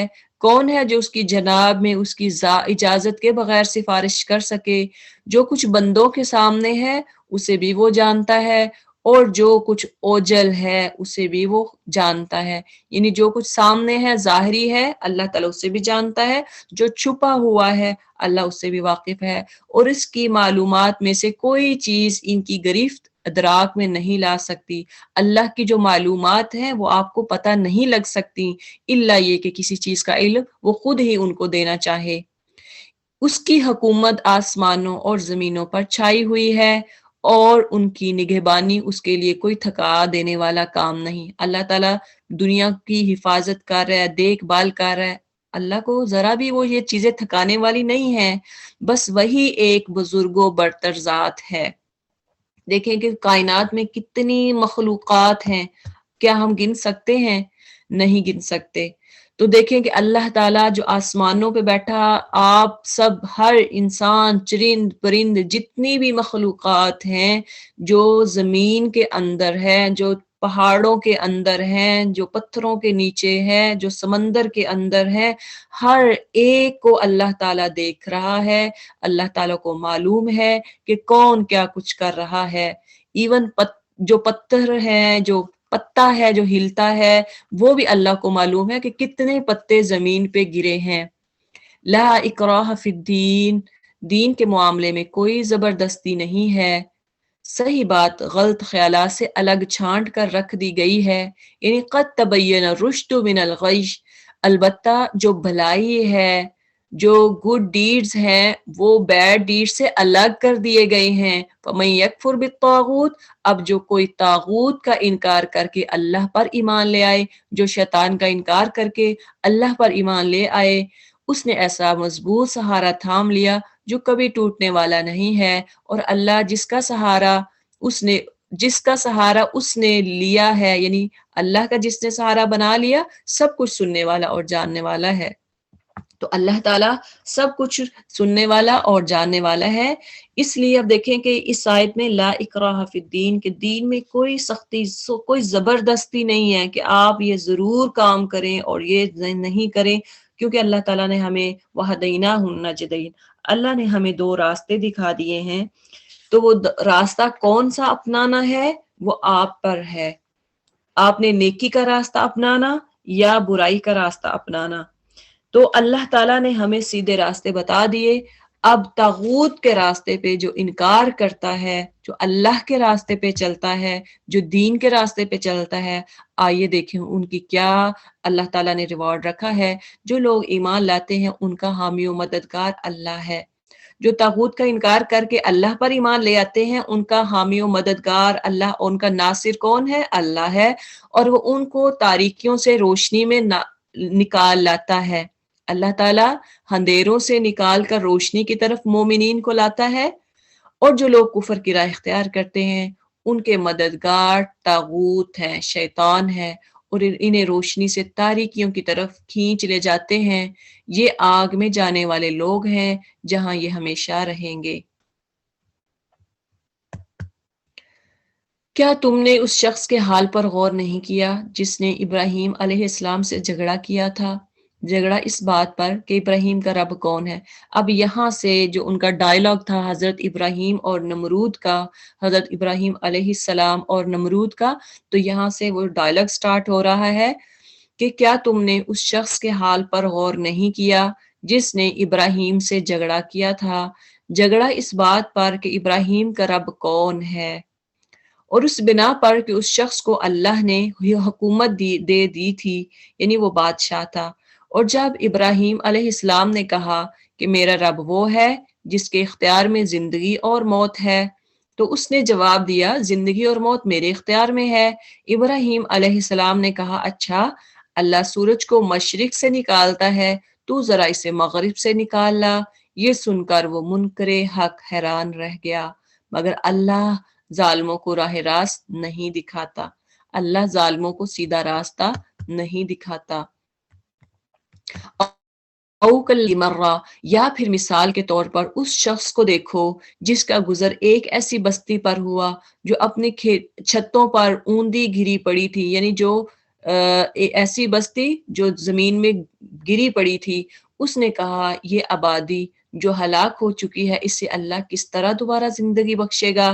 اس پر اللہ نے اس کی روح قبض کر لی اور وہ اس برس تک مردہ پڑا رہا، یعنی کئی سینچری کہہ لیں کہ وہ مردہ پڑا رہا۔ پھر اللہ نے اسے دوبارہ زندگی بخشی اور اس سے پوچھا بتاؤ کتنی مدت پڑے رہے ہو؟ اس نے کہا ایک دن یا چند گھنٹے رہا ہوں۔ فرمایا تم پر 100 برس اسی حالت میں گزر چکے ہیں، اب ذرا اپنے کھانے اور پانی کو دیکھو کہ اس میں ذرا تغیر نہیں آیا، کھانا پینا تھا اس کے پاس، وہ ذرا تبدیل نہیں ہوا۔ دوسری طرف ذرا اپنے گدھے کو بھی دیکھو کہ اس کا پنجر تک وہ سیدھا ہو رہا ہے۔ ایک طرف کھانا اللہ تعالیٰ نے اس کو ویسے ہی فریش کھانا، وہی کھانا جو وہ لے کے آ رہا چلا تھا، جو اس کے پاس تھا وہ فریش تھا۔ دوسری طرف گدھا جس پہ وہ سوار تھا، اور وہ گدھا مردہ پایا تھا، اور اس کی ہڈیاں ہر چیز، جیسے کہہ لیں کہ ایک سینچری کے بعد جب کسی قبر کو کھودا جائے تو کیا نکلے گا؟ سوائے ہڈیاں کے کچھ نہیں نکلے گا۔ تو اسی طرح دوسری طرف گدھا جو تھا وہ اس کا سیدھا بڑا ہوا تھا، اور یہ ہم نے اس لیے کیا کہ ہم تمہیں لوگوں کے لیے ایک نشانی بنا دینا چاہتے ہیں۔ پھر دیکھو کہ ہڈیوں کے اس پنجر کو ہم کس طرح اٹھا کر گوشت پوست اس پر چڑھاتے ہیں، یعنی اس کو پھر کس طرح درست کرتے ہیں۔ اللہ تعالیٰ دوبارہ اس کو پھر کریٹ کرتا ہے۔ اس طرح جب حقیقت اس کے سامنے بالکل نمایاں ہو گئی تو اس نے کہا میں جانتا ہوں کہ اللہ ہر چیز پر قدرت رکھتا ہے۔ دیکھیں کہ ایک بندہ جو ایک نشانی دے کر ایمان لے آیا، دوسری طرف نمرود کی نشانی بتائی ہے، مثال دی ہے، اور وہ ایمان نہیں لے کر آیا۔ وَإِذْ قَالَ إِبْرَاهِيمُ رَبِّ أَرِنِي كَيْفَ تُحْيِي الْمَوْتَى۔ اب دیکھیں یہاں پہ ابراہیم علیہ السلام کا اللہ کے ساتھ ڈائلاگ ہوتا ہے، اور وہ واقعہ بھی پیش نظر ہے جب ابراہیم علیہ السلام نے کہا تھا میرے مالک مجھے دکھا دے تو مردوں کو کیسے زندہ کرتا ہے۔ فرمایا کیا تو ایمان نہیں رکھتا؟ اس نے عرض کیا ایمان تو رکھتا ہوں مگر دل کا اطمینان چاہتا ہوں۔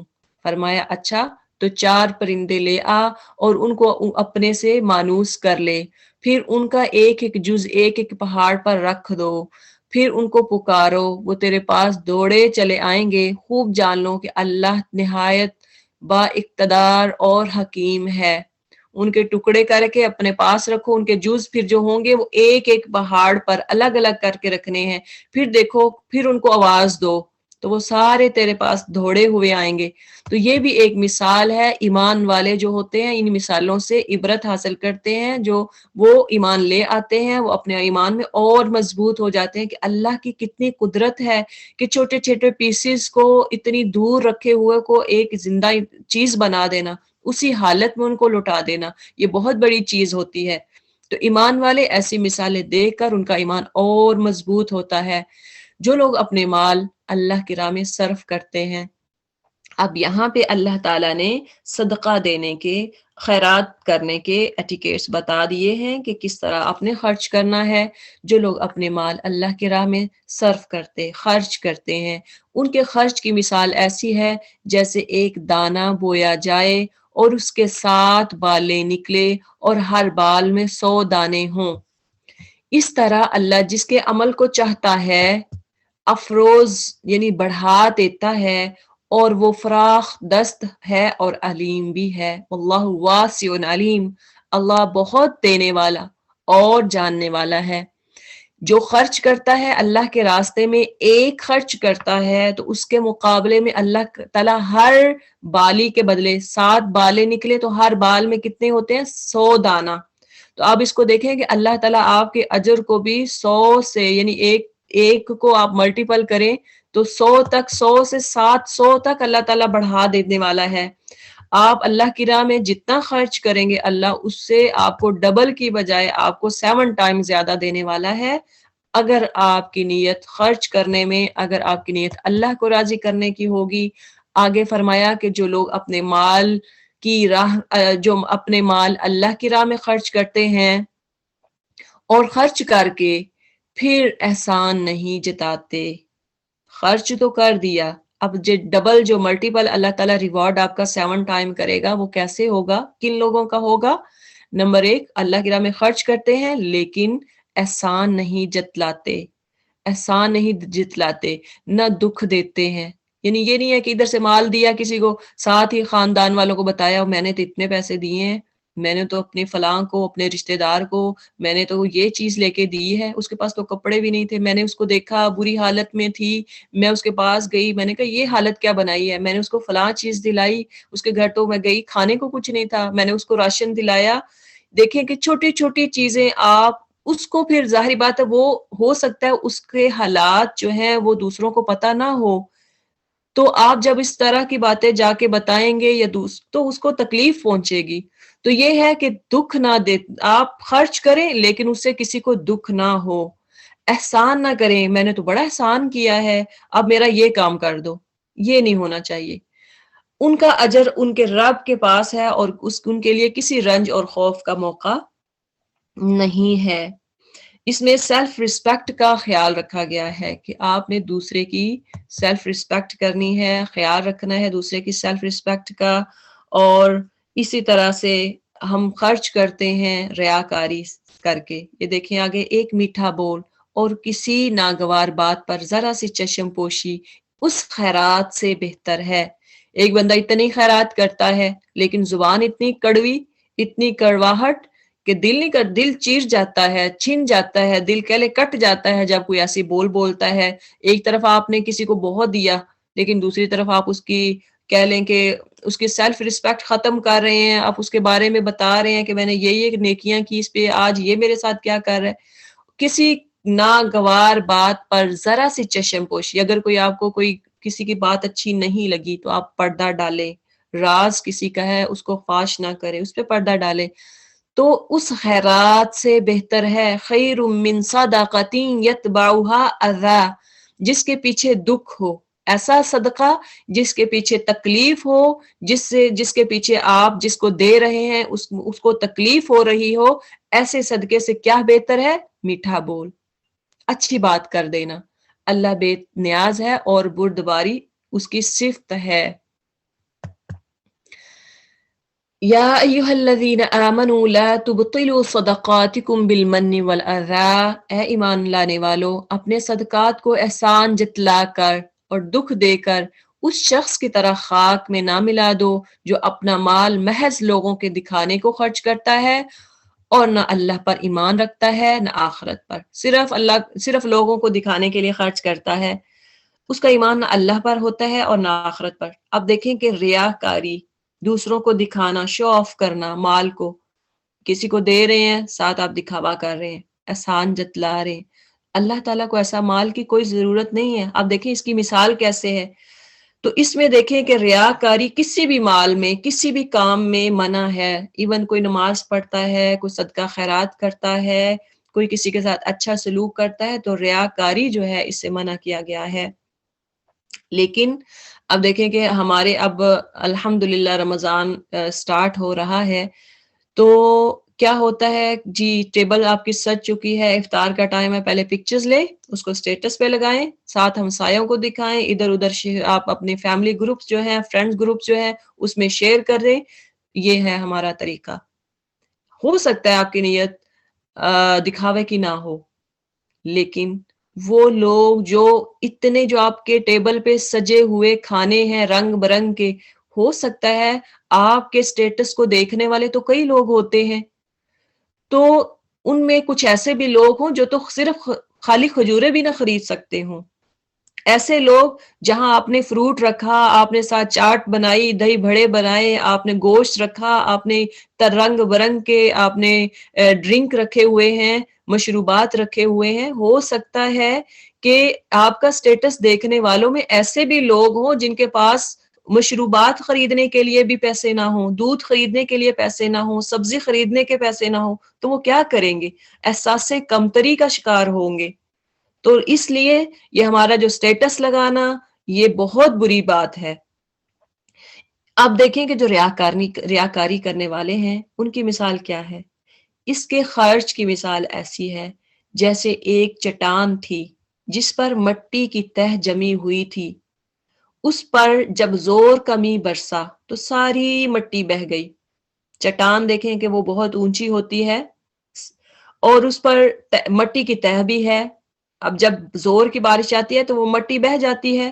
ساری مٹی بہہ گئی اور صاف چٹان کی چٹان رہ گئی. ایسے لوگ اپنے نزدیک خیرات کر کے جو نیکی کماتے ہیں اس سے کچھ بھی ان کے ہاتھ نہیں آتا. یعنی آپ نے نیکی کی، آپ سمجھتے ہیں میں خیرات کر رہا ہوں، میں صدقہ دے رہا ہوں. اب کیا ہوا کہ آپ اس کو دکھا رہے ہیں. چٹان کا مطلب ہے کہ آپ اس کو دکھاوا کر رہے ہیں، شو آف کر رہے ہیں. آپ پھر تکلیف دے رہے ہیں، اس سے آپ اس صدقہ خیرات سے دوسرے لوگوں کو تکلیف ہو رہی ہے. جس کو آپ نے دیا ہے اس کی انسلٹ ہو رہی ہے. تو فرمایا اس کی نیکی ختم، زیرو. آپ نے دیا بہت کچھ تو نیکی کیا ملی؟ زیرو ملی. کافروں کو سیدھی راہ دکھانا اللہ کا دستور نہیں ہے. آپ تو ایمان والے ہیں، ہم ایمان والے ہیں، تو ایمان والے جو ہیں وہ دوسروں کی سیلف ریسپیکٹ کا خیال رکھتے ہیں. وَمَثَلُ الَّذِينَ يُنْفِقُونَ أَمْوَالَهُمْ، بخلاف اس کے جو لوگ اپنے مال محض اللہ کی رضا جوئی کے لیے دل کے پورے ثبات و قرار کے ساتھ خرچ کرتے ہیں، صرف اللہ کو خوش کرنے کے لیے، کسی کو دکھاوا نہیں، کسی کو بلا ادھر نہیں بتایا ادھر نہیں بتایا. ان کے خرچ کی مثال ایسی ہے جیسے کسی سطح مرتفع پر ایک پہاڑ ہو، بلند جگہ ہے، پہاڑ ہے، اور اس پر سطح مرتفع پر ایک باغ ہو. باغ ہے، اگر زور کی بارش ہو جائے تو دوگنا پھل جائے، یعنی دوگنا پھل دے گا. اور اگر زور کی بارش نہ بھی ہو تو ایک ہلکی پھوار ہی اس کے لیے کافی، کیونکہ وہ اتنا اونچا ہے کہ ہلکی سی پھوار ہی اس کے لیے کافی ہو جائے. تم جو کچھ کرتے ہو سب اللہ کی نظر میں ہے. یہ ہے وہ مال کہ جس کو اللہ قبول کرتا ہے. آپ حدیث میں آتا ہے ایک ہاتھ سے دیں دوسرے کو پتہ بھی نہ چلے، یعنی اتنا آپ اس کو کیئرلی ہو کے دیں کہ آپ مال دے رہے ہیں تو آپ اس کی وجہ سے آپ کسی کو دکھ نہ دیں.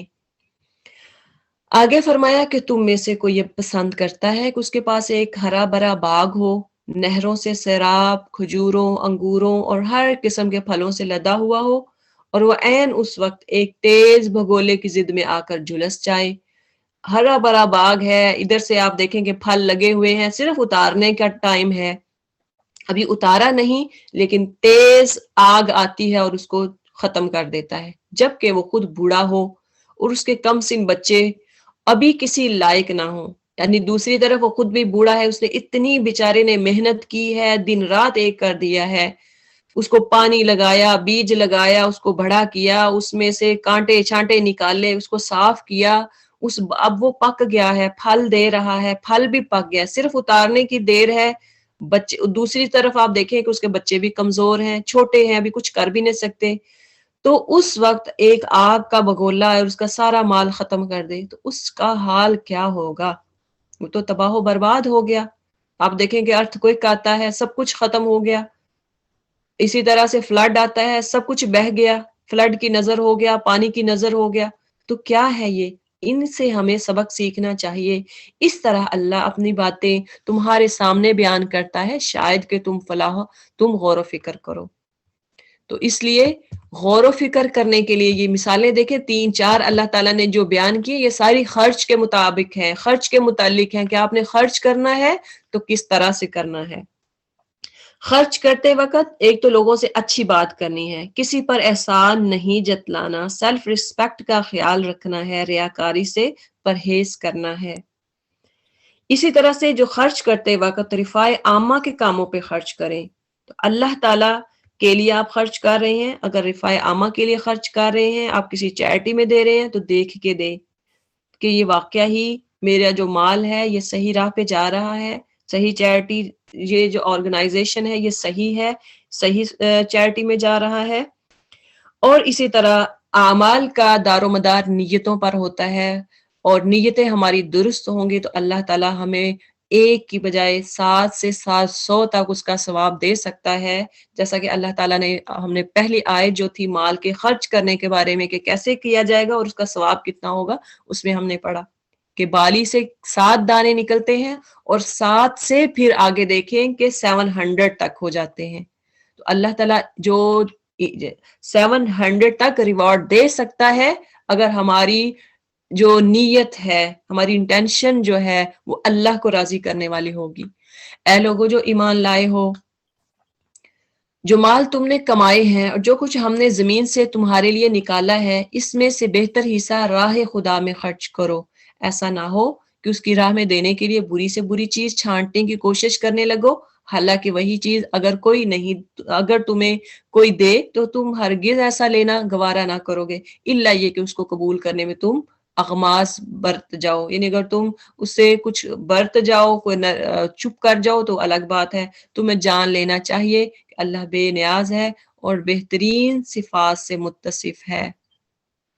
اب دیکھیں کہ اللہ تعالیٰ نے بتایا کہ اللہ کی راہ میں خرچ کرنا ہے تو اچھی چیز دینی ہے، بری چیز نہیں دینی، جو آپ کو پسند ہو وہ دیں مال، جو آپ کو پسند نہیں ہے، جو آپ نے کبھی، اب دیکھیں کہ کبڈ میں پڑا ہوا ہے، پھٹا پرانا ہے، آپ اس کو بھی بڑا سنبھال کے رکھا ہوا ہے، اچھا چلیں یہی دے دیتی ہوں۔ اگر 10 سوٹ ہیں، 10 میں سے سب ہی ایک سے ایک بھڑکے ہیں، آپ کا دل کرے کہ یہ بھی میں ابھی پہن لوں، آپ 10 میں سے ایک دینا چاہتی ہیں اللہ کے راستے میں، تو آپ یا کسی کو دینا چاہ رہے ہیں، کسی کو گفٹ کرنا چاہ رہے ہیں، تو آپ ایسا دیں کہ آپ کا دل کرے کہ یہ میں ہی رکھ لوں۔ تو وہ مال آپ اللہ کے راستے میں دیں کہ جو محبوب ترین ہو، جو پسندیدہ ہو، گھٹیا اور ردی مال نہیں دینا۔ الشیطان یعدکم الفقر، شیطان تمہیں مفلسی سے ڈراتا ہے۔ ہاں یہ اچھے والا دو گی، خود کیا پہنو گی؟ یہ شیطان ہمیں یہ چیزیں بتاتا ہے، شرمناک طرز عمل اختیار کرنے کی ترغیب دیتا ہے، مگر اللہ تمہیں اپنی بخشش اور فضل کی امید دلاتا ہے، اللہ بڑا فراخ دست اور دانا ہے۔ اللہ کیا ترغیب دلاتا ہے؟ واللہ واسع علیم، کہ تھوڑا خرچ کرو گے اللہ دوگنا دے گا۔ شیطان کیا تبلیغ آپ کو دیتا ہے، درس کیا دیتا ہے، کیا ترغیب دیتا ہے؟ نہیں تم تو مفلس ہو جاؤ گے، تمہارے پاس تو اتنا تھوڑا مال رہ گیا، 500 رہ گیا آپ کے پاس، خرچ کر دیے گا اگر 200 تو باقی کیا رہ جائے گا، کہاں سے کھاؤ پیو گے؟ یہ شیطان کے ہتھ کنڈے ہیں، سازشیں ہیں شیطان کی۔ یؤتی الحکمت من یشاء، جس کو چاہتا ہے حکمت عطا کرتا ہے، اور جس کو حکمت ملی اسے حقیقت میں بڑی دولت مل گئی۔ حقیقت جو ہے، حکمت جو ہے، یہ وائس اللہ کی طرف سے بہت بڑی نعمت ہوتی ہے۔ تو جس کو مل گئی حکمت، سمجھ لیں کہ اوتیا خیرن کثیرا، اس کو سب بھلائی مل گئی۔ ایک ہوتا ہے ہوشیار، وہ جو ایک ہوتا ہے کہ میں بڑا ہوشیار ہوں، میں بڑی چلاک ہوں، مجھے تو ٹائم پہ سب کچھ پتا چل جاتا ہے، وہ ہوشیاری نہیں۔ دین کے معاملے میں آپ سمجھیں کہ جہاں پہ دین کا معاملہ آتا ہے، یہ میری سمجھنے کی چیزیں ہیں، قرآن اور سنت، اس کو میں نے سمجھنا ہے، پہلے تو میری زندگی ایسے ہی گزر گئی، میں نے تو کچھ سیکھا ہی نہیں، سمجھا ہی نہیں، یہ حکمت ہے۔ وہ جو چلاکیاں ہم لوگوں کے ساتھ کرتے ہیں، ہوشیاریاں کرتے ہیں، یہاں سے وہ مراد نہیں ہے۔ وما یذکر الا اولو الالباب، باتوں سے صرف وہی لوگ سبق لیتے ہیں جو دانش مند ہیں۔ تم نے جو کچھ بھی خرچ کیا ہو، جو نظر بھی مانی ہو، اللہ کو اس کا علم ہے اور ظالموں کا کوئی مددگار نہیں ہے۔ اگر اپنے صدقات اعلانیہ دو تو یہ بھی اچھا ہے، لیکن اگر چھپا کر حاجت مندوں کو دو تو یہ تمہارے حق میں زیادہ بہتر ہے۔ تمہاری بہت سی برائیاں اس طرز عمل سے محو ہو جاتی ہیں، جو کچھ تم کرتے ہو اللہ کو بہرحال اس کی خبر ہے۔ یعنی وَيُكَفِّرْ عَنْكُمْ مِنْ سَيِّئَاتِكُمْ، اگر تم صدقات خیرات دیتے ہو، چھپا کے دیتے ہو تو اچھی بات ہے، یہ تو زیادہ اچھی بات ہے۔ اگر تم کسی فقیر کو، کسی غریب کو، کسی اپنے کو، کسی بہن بھائی کو چھپا کے دے رہے، یہ تو بہت اچھی ہے، کیونکہ جب آپ اپنے ریلیٹیو میں دیتے ہیں تو بہتر ہوتا ہے آپ چھپا کے دیں، کیونکہ ان کی رسپیکٹ ہوتی ہے بہن بھائیوں میں، ایک دوسرے میں۔ اگر آپ ظاہری طور پہ دیں گے، اچھا یہ صدقہ ہے لے لو، اچھا یہ میں نے زکوٰۃ نکالی تھی، یہ آپ کے لیے رکھی تھی اسپیشل، ساتھ خاندان کی 4-6 بیویاں بھی بیٹھی ہوئی ہیں، تو کہیں گی ہے اپنی زکوٰۃ اس کو دے رہی ہے، تو وہ تو جا کے محلے میں ایک کی بجائے وہ 10 جگہ وہ سٹوری پوری بن جائیں گی، تو کیا ہوگا، اس بیچاری کی تو رسپیکٹ ختم ہو جائے گی، وہ تو منہ چھپاتی پھرے گی کہ یہ صدقے خیرات کھانے والی ہیں۔ تو مہربانی کر کے یہ چیزیں ختم کریں، خاندان میں آپ جب بھی کہیں دے رہے ہیں کسی کو تو چھپا کر دیں، اور اعلانیہ نہیں دینا۔ اعلانیہ اگر دیں آپ، کہیں کہیں پروگرام ہے، کہیں درس ہے، کہیں آپ چیریٹی ایونٹ ہے، تو آپ وہاں پہ اگر کوئی کہتا ہے، جیسے چیریٹی ایونٹ میں ہوتا ہے لوگ لکھواتے بھی ہیں، دیں وہاں پہ ظاہری طور پہ دیں، لیکن آپ کی نیت کیا ہونی چاہیے، یہ نیت کر لیں کہ میں ظاہری طور پہ دے رہی ہوں، جیسے گروپ میں کہا جاتا ہے کہ اچھا فلاں ہماری چیریٹی ایونٹ ہے، یا فلاں ہم چیریٹی کے لیے اکٹھا کر رہے ہیں تو آپ دیں۔ اب آپ اگر گروپ میں ڈالنا چاہتے ہیں کہ میں نے اتنے 100 یا اتنے پاؤنڈ دینے ہیں، تو آپ کی انٹینشن کیا ہونی چاہیے کہ میں اس لیے دے رہی ہوں کہ پہلا فاستبقوا الخیرات والی بات آ جائے، پہل میں نے کرنی ہے، کہ میں پہل کروں گی تو مجھے دیکھ کر باقی بھی لوگ پہل کریں، باقی بھی لوگ دیں گے۔ جب آپ کی نیت یہ ہوگی تو انشاءاللہ پھر وہ ریاکاری والا کام نہیں ہوگا، پھر آپ کی وجہ سے اگر کوئی اور بھی خرچ کرتا ہے اس کی بھی آپ کو اس کا بھی اجر ملے گا انشاءاللہ۔ صرف نیت کی بات ہے، انما الاعمال بالنیات، بس نیت اچھی ہوگی، ریاکاری کی، دکھاوے کی نہیں ہے، باقی اللہ تعالیٰ دونوں آپ کر سکتے ہیں، لیکن فقراء کا خیال رکھیں، ان کو دکھا کر آپ نہ دیں، یہ بہتر ہے۔ فَهُوَ خَيْرٌ لَكُمْ، اللہ کہہ رہے ہیں یہ تمہارے لیے بہتر ہے، تو کیوں نہ ہم بہتر چیز کو اپنائیں۔ وَيُكَفِّرُ عَنْكُم مِّن سَيِّئَاتِكُمْ، اگر آپ ایسا کریں گے تو کیا ہوگا، اللہ تعالیٰ کہتے ہیں تمہاری بہت سی برائیاں اس کی وجہ سے مٹ جائیں گی، جو کچھ تم کرتے ہو اللہ تعالیٰ باخبر ہے۔ لیس علیک ہداہم ولکن اللہ یہدی من یشاء، لوگوں کو ہدایت بخش دینے کی ذمہ داری تم پر نہیں ہے، ہدایت تو اللہ ہی جسے چاہتا ہے بخشتا ہے۔ یہ سسٹر نے 1-2 دن پہلے جب ہدایت والی بات کی کہ ہم ہدایت کی دعا کریں کیا کریں، تو یہاں پہ یہ آنسر ہے ان کا، اللہ تعالیٰ دے رہے ہیں کہ لوگوں کو ہدایت بخش دینے کی ذمہ داری تم پر نہیں، نبی صلی اللہ علیہ وسلم سے کہہ رہے ہیں، ہدایت تو اللہ ہی جسے چاہتا ہے بخشتا ہے، اور خیرات میں جو مال تم خرچ کرتے ہو وہ تمہارے اپنے لیے بھلا ہے، آخر تم اسی لیے تو خرچ کرتے ہو کہ اللہ کی رضا حاصل ہو، تو جو کچھ مال تم خیرات کرو گے اس کا پورا پورا اجر تمہیں دیا جائے گا، اور تمہاری حق تلفی ہرگز نہیں کی جائے گی۔ خاص طور پر مدد کے مستحق وہ تنگ دست لوگ ہیں جو اللہ کے کام میں ایسے گھر گر گئے ہیں کہ اپنی ذاتی کسب معاش کے لیے زمین میں کوئی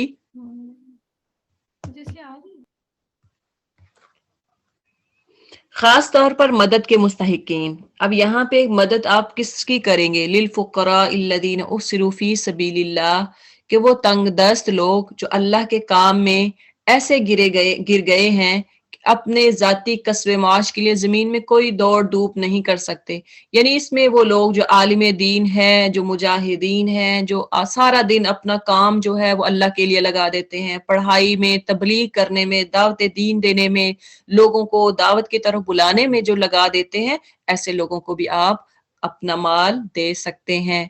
ان کی خودداری دیکھ کر نا واقف آدمی گمان کرتا ہے، کیونکہ وہ لوگ مانگتے نہیں ہیں۔ کیا کبھی اسکالر نے آپ کو کہا، کیا کبھی حافظ عالم نے آپ سے کہا یا عالمہ نے آپ سے کہا کہ پلیز مجھے کپڑے لے دیں؟ کبھی کہا آپ نے کہ میرے عالمہ نے یا عالم نے کہیں یا حافظ نے یا ایسے جو خوددار لوگ ہیں انہوں نے کبھی کہا ہو کہ ہمارے گھر میں آج کھانے کے لیے کچھ نہیں تھا؟ کبھی نہیں کہا۔ اللہ کہہ رہے ہیں کہ ان کی خودداری دیکھ کر نا واقف آدمی گمان کرتا ہے کہ یہ خوشحال ہیں۔ کیوں؟ تعرفہم بسیماہم، تم ان کے چہروں سے ان کی اندرونی حالت پہچان سکتے ہو، مگر وہ ایسے لوگ نہیں ہیں کہ لوگوں کے پیچھے پڑ کر کچھ مانگے۔ ان کی اعانت میں جو کچھ مال تم خرچ کرو گے وہ اللہ سے پوشیدہ نہ رہے گا۔ پھر بھی اگر آپ ان کی مدد کرتے ہو وہ آپ سے مانگتے نہیں ہیں۔ اب دیکھیں کہ جو قاری ہوتے ہیں بیچارے، مجھے پاکستانی قاریوں پر یا باجیاں جو ہوتی ہیں پڑھانے والی، قرآن حدیث کا درس دینے والی، مجھے ان پہ اتنا ترس آتا ہے، بیچاری سارا سارا دن، میں کہتی ہوں کہ ایک مزدور سے زیادہ وہ محنت کرتی ہیں، لیکن ان کو ملتا کیا ہے؟ 8,000، 10,000، 20,000، زیادہ سے زیادہ کہہ لیں 20,000 بھی بڑا، وہ کہہ لیں کہ بڑی جو بڑی مسجدیں ہوتی ہیں ان میں 20,000، ورنہ 8، 10، 15، 20۔ تو کیا ہوتا ہے کہ وہ بیچارے کہاں سے اپنا 8 بچے جن کے ہوں، 6 بچے ہوں، 10 بچے ہوں، کہاں سے ان کا گزارا کیسے ہوتا ہے؟ میں کہتی ہوں اللہ تعالیٰ ان کو کھلا پلا رہا ہوتا ہے، اللہ تعالیٰ ان کی غیبی مدد کر رہا ہوتا ہے۔ تو ایسے لوگوں کو ضرور پوچھا کریں۔ ہم باقی بہت خرچے کرتے ہیں، ہم صدقے خیرات مسجدوں میں اعلان ہوتے ہیں کرتے ہیں، لیکن ایسے لوگوں کو، ایسی باجیاں، ایسے قاری صاحب، ایسے حافظ صاحب کو ہم بھول جاتے ہیں۔ وہ جنہوں نے ہمارے بچوں کو الف با تا سے سٹارٹ کر کے حافظ قرآن سورہ ناس تک پہنچایا ہوتا ہے، وہ عالم جنہوں نے آپ کے بچے کو الف با تا پڑھنے کے علاوہ آپ کے بچوں کو ایک اچھا انسان بنایا ہوتا ہے، ہم ان کو بھول جاتے ہیں۔ تو خدا را ان کو اپنے مال میں ضرور حصے دار ٹھہرایا کریں، کیونکہ اللہ تعالیٰ بھی کہہ رہے ہیں کہ خاص تر مدد کے مستحق یہ لوگ ہیں جو آپ سے مانگتے نہیں ہیں۔ کبھی بھی وہ آپ سے نہیں کہیں گے کہ آج تو ہم نے کھانا نہیں کھایا، آج ہمارے گھر میں پکا نہیں تھا۔ نہیں تو عام طور پہ اکثر جو مانگنے والے ہوتے ہیں نا، آپ ان کی 100 ضروریات، ایک پوری لسٹ ہوتی ہے ان کی، انہوں نے کبھی نہیں اپنے آپ بتایا ہوتا کہ ہمارے پاس کیا نہیں ہے، کیا کھانے کو ہے، کیا نہیں ہے۔ جو لوگ اپنے مال شب و روز کھلے اور چھپے خرچ کرتے ہیں، ان کا اجر ان کے رب کے پاس ہے، اور ان کے لیے کسی خوف اور رنج کا مقام نہیں ہے۔ الذین یأکلون الربا، جو لوگ سود کھاتے ہیں، جو لوگ سود کھاتے ہیں، اور ان کا حال اس شخص سا ہوگا جسے شیطان نے چھو کر باولا کر دیا ہو۔ جو انٹرسٹ لیتے ہیں، 10 دیے تو ساتھ 2 روپے اور لے لیے، 100 دیا تو ساتھ 10 روپے لیے۔ سود کھانے والے لوگ، ان کا حال آج کل دیکھیں کہ پاکستان میں بھی ایسا ہو چکا ہے کہ وہ پروفٹ کے نام پہ انٹرسٹ، یعنی سود کیا ہے؟ پروفٹ، ہم پروفٹ لے رہے ہیں، وہ پروفٹ نہیں ہے۔ اگر اس کو آپ صحیح ورڈ میں دیکھیں تو سود ہے۔ اور یہ قیامت والے دن اس کا حال کیا ہوگا کہ ایسے کھڑا ہوگا جیسے شیطان نے اس کو چھو کر باولا کر، جیسے ایک مینٹل شخص ہوتا ہے، اس طرح ہوگا۔ اور اس حالت میں ان کے مبتلا ہونے کی وجہ یہ ہے کہ وہ کہتے ہیں تجارت بھی تو آخر سود ہی جیسی ہے۔ ان کا کہنا کیا ہے کہ انما البیع مثل الربا، تجارت جو ہے، بزنس جو ہے، وہ کیا ہے؟ سود کی طرح ہے۔ حالانکہ ایسا نہیں ہے، حالانکہ اللہ تعالیٰ نے تجارت کو حلال کیا اور سود کو حرام کیا ہے۔ لہٰذا جس شخص کو اس کے رب کی طرف سے یہ نصیحت پہنچے اور آئندہ کے لیے وہ سود خوری سے باز آ جائے، تو جو کچھ وہ پہلے کھا چکا اس کا معاملہ اللہ کے حوالے ہے، اور جو کچھ اس کے حکم کے بعد پھر اسی حرکت کا اعادہ کرے۔ اللہ کو حکم سن لیا، پتہ چل گیا کہ سود کی آیت قرآن میں ہے، اللہ نے سود سے منع فرمایا ہے، یہ حرام ہے، اس کے باوجود کرتا ہے، اس کو کرتا رہتا ہے، اس کی اپنی ہیبٹ بنا لیتا ہے، وہ جہنمی ہے جہاں وہ ہمیشہ رہے گا۔ تو اللہ تعالیٰ نے جو سود کھانے والے ہیں، سود خور ہیں، ان کے بارے میں اعلان جنگ فرمایا ہے، اللہ نے بھی اور آپ صلی اللہ علیہ وسلم نے بھی۔ دیکھیں، آپ نے ایسے شخص جو سود خور ہوتے ہیں نا، دنیا میں کچھ بھی ان کا نہیں بنتا، کچھ بھی نہیں بنتا۔ دیکھنے میں آپ کو لگیں گے ان کے ٹھاٹ باٹ، چلنا پھرنا، لیکن دیکھیں گے ہمیشہ وہ بھوکے، ان کا اندرونی حصہ نہ اللہ کی راہ میں خرچ کرنے کے لیے ہوگا، نہ اپنے وہ خاندان میں، نہ اپنے ریلیٹیو، رشتہ داروں، فرینڈ، کسی کو دینے کے وہ نہیں ہوں گے، کیونکہ ان کا مقصد کیا ہوتا ہے؟ پیسہ جمع کرو اور اس پہ پھر سود لو، پروفٹ لو، انٹرسٹ لو، اور بس اسی سے آگے اپنا بزنس چلاتے جاؤ۔ وہ آگے اللہ کی راہ میں ذرا بھی خرچ نہیں کریں گے، نہ اپنے والدین کی کیئر کریں گے، نہ ان پہ خرچ کریں گے، نہ اپنے بچوں پہ خرچ کریں گے، نہ اپنے آپ پہ خرچ کریں گے۔ تو اللہ تعالیٰ نے سود کو مٹا دیا ہے، اللہ تعالیٰ سود کو مٹاتا ہے، ختم کرتا ہے، وَيُرْبِ الصَّدَقَاتِ، اور صدقات کی نشو و نما کرتا ہے۔ اللہ تعالیٰ صدقات کی گروتھ کرتا ہے۔ اللہ یعنی اس کا مطلب ہے کہ قیامت والے دن صدقات ویسے بھی اگر ایک کہتے ہیں کہ 1، 2 اور 10 لو، دنیا میں بھی اللہ تعالیٰ آپ کو دیتا ہے فوراً. کبھی تو ایسا ہوتا ہے ادھر آپ نے 10 دیے اور فوراً آپ کو 10 اور مل جاتے ہیں فوراً. میں تو کبھی کبھی حیران ہو جاتی ہوں کہ میں کبھی کبھی سوچتی ہوں کہ اللہ ابھی ادھر سے دیا اور ادھر سے اللہ مجھے ڈبل ٹرپل کر کے دے دیا, یہ کیسے ہو گیا. تو یقین جانے کہ جب آپ اللہ کے راہ میں دیتے ہیں تو آپ کو گمان بھی نہیں ہوتا کہ اللہ کیسے آپ کو کہاں سے آپ کو نواز دیتا ہے, آپ حیران ہو جاتے ہیں. مطلب یہ ہے کہ آپ اللہ پہ پکا توکل کرتے ہو, اللہ پہ آپ کو یقین ہو, ایمان ہو, اس وقت پھر اللہ پہ آپ توکل کرتے ہوئے آپ اللہ کے راہ میں صدقہ خیرات کرتے ہیں. انشاءاللہ اللہ تعالیٰ آپ کو ڈبل ٹرپل دنیا میں بھی اور آخرت میں بھی 7 کے بجائے 700 تک انشاءاللہ پہنچائے گا. اور اللہ تعالیٰ کسی نہ شکرے بد عمل انسان کو پسند نہیں کرتا ہے. ہاں جو لوگ ایمان لے آئیں اور نیک عمل کریں, نماز قائم کریں, زکوٰۃ ادا کریں, ان کا اجر بے شک ان کے رب کے پاس ہے اور ان کے لیے کسی خوف اور رنج کا موقع نہیں ہے. اے لوگو جو ایمان لائے ہو خدا سے ڈرو اور جو کچھ تمہارا سود لوگوں پر باقی رہ گیا ہے اسے چھوڑ دو اگر واقعی تم ایمان لائے ہو. تو سود اگر کسی کو آیت پڑھ کے سود کا پتہ چل گیا تو یہ نہیں کہ چلو اب جو میں نے پیسے دیے ہیں اس سے تو سود وصول کر لوں, نہیں, فوراً ختم کریں سب لین دین. ہاں اپنی اصل جو کی رقم ہے وہ واپس لے, سود کو ختم کریں. سود کا جو آپ نے پروفٹ اور انٹرسٹ رکھا تھا وہ نہیں لینا. جب آپ نے پڑھ لیا آپ کو پتہ چل گیا, لیکن اگر تم نے ایسا نہ کیا تو آگاہ ہو جاؤ. اللہ تعالیٰ یہاں وارن کر رہے ہیں جیسے بچے کو وارن کیا جاتا ہے. اللہ کہتے ہیں آگاہ ہو جاؤ, اللہ اور اس کے رسول کی طرف سے تمہارے خلاف اعلان جنگ ہے. اب بھی توبہ کر لو اور سود چھوڑ دو تو اپنا اصل سرمایہ لینے کے تم حقدار ہو, اصل مال لے سکتے ہو. نہ تم ظلم کرو نہ تم پر ظلم کیا جائے. دیکھیں کہ یہ اللہ تعالیٰ وارن کر رہے ہیں ہمیں مسلمانوں کو جو سود کا کاروبار کرنے والے ہیں. اللہ تعالیٰ کہہ رہے ہیں بس کر, جو اب بھی نہیں بندہ بنو گے تو اعلان جنگ کر رہا ہوں. اور پھر دیکھیں ان کا کچھ نہیں بنتا, ستیہ ناش ہو جاتا ہے. وہ فیملی وہ خاندان تباہ و برباد ہوتے ہوئے دیکھے ہیں میں نے اپنی آنکھوں سے جو سود کا کاروبار کرنے والے ہیں. تمہارا قرض دار تنگ دست ہو تو ہاتھ کھلنے تک اسے مہلت دو. اب دیکھیں کہ سود کے ساتھ ہی کوئی بھی اگر آپ کے پاس آ کے سود لیتا ہے, پیسے لیتا ہے تو وہ مجبوری میں لیتا ہے. ہو سکتا ہے اس غریب کو کتنی ضرورت ہو پیسوں کی, آپ سے وہ قرض لینے کی خواہش مند ہوتا ہے, لیکن قرض کی بجائے اگر آپ کہیں کہ نہیں میں نے تو سود دینا ہے, میں تو سود سے وصول کروں گی, تو وہ کیا کرے گا جب اب اس کو کسی ارد گرد کہیں سے بھی سود پیسے جو قرض نہیں مل رہا ہوگا. قرض حسنہ کی بات جو پچھلی آیات میں ہم نے پڑھا, اللہ تعالیٰ نے فرمایا کہ قرض حسنہ دو. تو جب اس کو قرض حسنہ نہیں ملے گا تو پھر وہ مجبوراً سود لے گا. اس لینے والے پہ بھی حرام ہے اور جو دینے والا ہے اس پہ بھی حرام. دونوں کو سود کھانا اور کھلانا دونوں حرام ہے. تمہارا قرض دار تنگ دست ہو تو ہاتھ کھلنے تک اسے مہلت دے دو.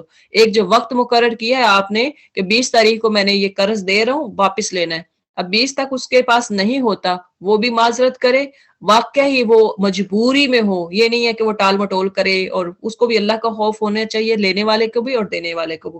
اور جو صدقہ کر دو تو یہ تمہارے لیے زیادہ بہتر ہے. اگر آپ دیکھتے ہو کہ فیملی میں واقعہ ہی یہ اتنا, یعنی فیملی میں تو ہمیں پتہ ہوتا ہے کہ کون کیسا ہے, اس کے حالات کیسے ہیں, تو اس لیے اگر زیادہ بہتر ہے کہ اگر کہ چلو یہ آپ رکھ لو میں واپس نہیں لوں گی. یہ بھی کہنے کی ضرورت نہیں یہ تو میری زکوٰۃ ہے میں زکوٰۃ دے رہی ہوں, صدقہ چل صدقہ لے لو, صدقہ کر کے میں نے آپ کو معاف کیا, یہ بھی کہنے کی ضرورت نہیں ہے. صرف کیا کرنا ہے اپنے دل میں رکھو اور اسے کہہ دو کہ چلو یہ میری طرف سے آپ گفٹ سمجھ لیں اور میں نے آپ کو معاف کیا. یہ تمہارے لیے زیادہ بہتر ہے اگر تم سمجھو. اس دن کی رسوائی و مصیبت سے بچو جب کہ تم اللہ کی طرف واپس ہوگے. وہاں ہر شخص کو اس کی کمائی ہوئی نیکی یا بدی کا پورا پورا بدلہ مل جائے گا اور کسی پر ہرگز ظلم نہ ہوگا. یا یہ سب سے لمبی آیت ہے, آیت دین. اے لوگو جو ایمان لائے ہو جب کسی مقرر مدت کے لیے تم آپس میں لین دین کرو, آپ آپس میں ٹریڈ کرتے ہو تو اس کو لکھ لینا چاہیے, تو اسے لکھ لیا کرو. فریقین کے درمیان انصاف کے ساتھ ایک شخص دستاویز تحریر کرے جسے اللہ نے لکھنے پڑھنے کے قابلیت بخشی ہو, اسے لکھنے سے انکار نہ کرنا چاہیے. وہ لکھے اور املا وہ شخص کرائے جس پر حق آتا ہے, یعنی قرض لینے والا, اسے چاہیے کہ وہ لکھوائے. اور اسے اللہ اپنے رب سے ڈرنا چاہیے کہ جو معاملہ طے ہوا ہو اس میں کوئی کمی بیشی نہ کرے. لیکن اگر قرض لینے والا خود نادان یا ضعیف ہو یا املا نہ کر سکتا، یعنی وہ لکھ نہیں سکتا، تو اس کا ولی انصاف کے ساتھ املا کرائے۔ انصاف کیا ہے کہ لکھنے والا جو ہے اگر خود وہ نہیں لکھ سکتا تو یہ نہیں ہے کہ 20,000 لیا تو 20 کے ساتھ 0 بڑھا دے تو وہ کتنے لاکھوں میں بن جائیں گے، ایسا نہیں ہے، زیادتی نہ کریں۔ پھر اپنے مردوں میں سے 2 آدمیوں کی اس پر گواہی کرا لو، اور اگر 2 مرد نہ ہوں تو 1 مرد اور 2 عورتیں، تاکہ ایک بھول جائے تو دوسری اسے یاد دلائے۔ بیچاریاں بھول جاتی ہیں، کیا کریں۔ یہ گواہ ایسے لوگوں میں سے ہونی چاہیے جن کی گواہی تمہارے درمیان مقبول ہو۔ گواہوں کو جب گواہ بننے کے لیے کہا جائے تو انہیں انکار نہ کرنا چاہیے، معاملہ خواہ چھوٹا ہو یا بڑا۔ میعاد کی تعین کے ساتھ، یعنی جو آپ ٹائم لمٹ دے رہے ہیں اس کے تعین کے ساتھ اس کی دستاویز لکھوا لینے میں سستی نہ کرو۔ اللہ کے نزدیک یہ طریقہ تمہارے لیے زیادہ بر انصاف ہے، اس سے شہادت قائم ہونے میں زیادہ سہولت ہوتی ہے اور تمہارے شکوک و شبہات میں مبتلا ہونے کا امکان کم رہتا ہے۔ اگر آپ لکھ لیں گے، ٹائم لیمٹ بھی لکھی ہے کہ آپ نے واپس کب کرنا ہے، کتنی رقم ہے، کب لے رہے ہیں، کب واپس کریں گے، تو اس میں کیا ہوتا ہے کہ آپ یہ نہیں ہے کہ آپ نے لکھا نہیں ہے، آپ بھول کے آپ ان سے پہلے مانگ رہے ہیں، 1 مہینہ 2 مہینے پہلے، جی مجھے تو میرا واپس کرو، وہ کہیں نہیں آپ نے تو یہ ٹائم میں نے دیا تھا آپ کو، تو وہ کہیں نہیں میں نے تو یہ شکوک و شبہات سے، لڑائی جھگڑے سے بچنے کے لیے بہتر ہے لکھ لیں۔ ہاں، جو تجارتی لین دین دست بدست لوگ آپس میں کرتے ہیں، یعنی آپ فوراً کر دیتے ہیں، آن سپاٹ آپ ادا کر دیتے ہیں، کوئی بھی آپ چیز لیتے ہیں فوراً آپ اس کی رقم ادا کر دیتے ہیں، تو ایسے میں کوئی حرج نہیں ہے، اس کو نہ لکھا جائے تو کوئی حرج نہیں۔ مگر تجارتی معاملہ طے کرتے وقت گواہ کر لیا کرو، کاتب اور گواہ کو ستایا نہ جائے، جو لکھنے والا اور گواہی دینے والا اس کو نہ ستایا جائے۔ ایسا کرو گے تو گناہ کا ارتکاب کرو گے۔ اللہ کے غضب سے بچو، وہ تم کو صحیح طریقے عمل کی تعلیم دیتا ہے اور اسے ہر چیز کا علم ہے۔ سب سے جو لانگ آیا ہے وہ آیت دین ہے، تو اس لیے اگر آپ کسی کو قرض دیں تو ان کو گھبرانا نہیں چاہیے کہ میں تو نہیں لکھوں گی۔ ہمارے بھی شروع میں ایسا ہی ہوتا تھا، جب کوئی قرض دیتے تو لکھنے سے وہ کتراتے تھے کہ لو جی، اپنے کو دے کے بھی قرض تو لکھواتے ہیں بھلا کوئی، وہ تو انسلٹ سمجھی جاتی ہے۔ تو حالانکہ یہ قرآن اللہ تعالیٰ کا حکم ہے، تو اس کو ضرور مانا کریں، اور اس سے ہم کئی شکوک و شبہات، کوئی غلط فہمیوں سے بچ سکتے ہیں۔ اگر تم سفر کی حالت میں ہو اور دستاویز لکھنے کے لیے کوئی کاتب نہ ملے، رہن بالقبض پر معاملہ کرو۔ اگر تم میں سے کوئی شخص دوسرے پر بھروسہ کر کے اس کے ساتھ کوئی معاملہ کرے تو جس پر بھروسہ کیا گیا ہے اسے چاہیے کہ امانت ادا کرے اور اللہ اپنے رب سے ڈرے اور شہادت ہرگز نہ چھپائے۔ جو شخص چھپاتا ہے اس کا دل گناہ میں آلودہ ہے اور اللہ تمہارے اعمال سے بے خبر نہیں ہے۔ سفر میں ہے، کوئی کاتب نہیں ہے تو کسی کو گواہ ٹھہرا لو۔ آسمانوں اور زمین میں جو کچھ ہے سب کا مالک اللہ ہے۔ یہاں سے آخری جو 3 آیات ہے سورہ بقرہ کی وہ سٹارٹ ہو رہی ہیں، اور یہ بہت ہی زیادہ ان کی اہمیت ہے۔ آپ صلی اللہ علیہ وسلم ان کو پڑھا کرتے تھے۔ للہ ما فی السماوات و ما فی الارض، آسمانوں اور زمین میں جو کچھ ہے سب اللہ کا ہے۔ تم اپنے دل کی باتیں خواہ ظاہر کرو یا چھپاؤ، اللہ ہر حال بہرحال ان کا حساب تم سے لے لے گا۔ پھر اسے اختیار ہے، جسے چاہے معاف کر دے، جسے چاہے سزا دے دے، وہ ہر چیز پر قدرت رکھتا ہے۔ یہ صحابہ بڑا پریشان ہو گئے کہ جو چیز ہم مخفی رکھتے ہیں، دل میں چھپاتے ہیں، ابھی کام نہیں کرتے، دل میں ہے کہ ہم یہ کام کریں گے، اگر کوئی برائی والا بھی ہے تو پھر بھی اللہ تعالیٰ ہمیں پوچھے گا۔ یہ آیت پھر ختم، اس کا حکم ختم کر دیا گیا۔ آمن الرسول بما انزل الیہ، رسول اس ہدایت پر ایمان لایا ہے جو اس کے رب کی طرف سے اس پر نازل ہوئی ہے، اور جو لوگ اس رسول کے ماننے والے ہیں انہوں نے بھی اس ہدایت کو دل سے تسلیم کر لیا۔ یہ سب اللہ اور اس کے فرشتوں اور اس کی کتابوں اور اس کے رسولوں کو مانتے ہیں، اور ان کا قول یہ ہے کہ ہم اللہ کے رسولوں کو ایک دوسرے سے الگ نہیں کرتے۔ ہم نے تو حکم سنا اور اطاعت قبول کی، مالک ہم تجھ سے خطا بخشی کے طالب ہیں، اگر کوئی غلطی ہوگی تو ہم معافی چاہتے ہیں۔ غفرانک ربنا و الیک المصیر، اور ہمیں تیری ہی طرف پلٹنا ہے۔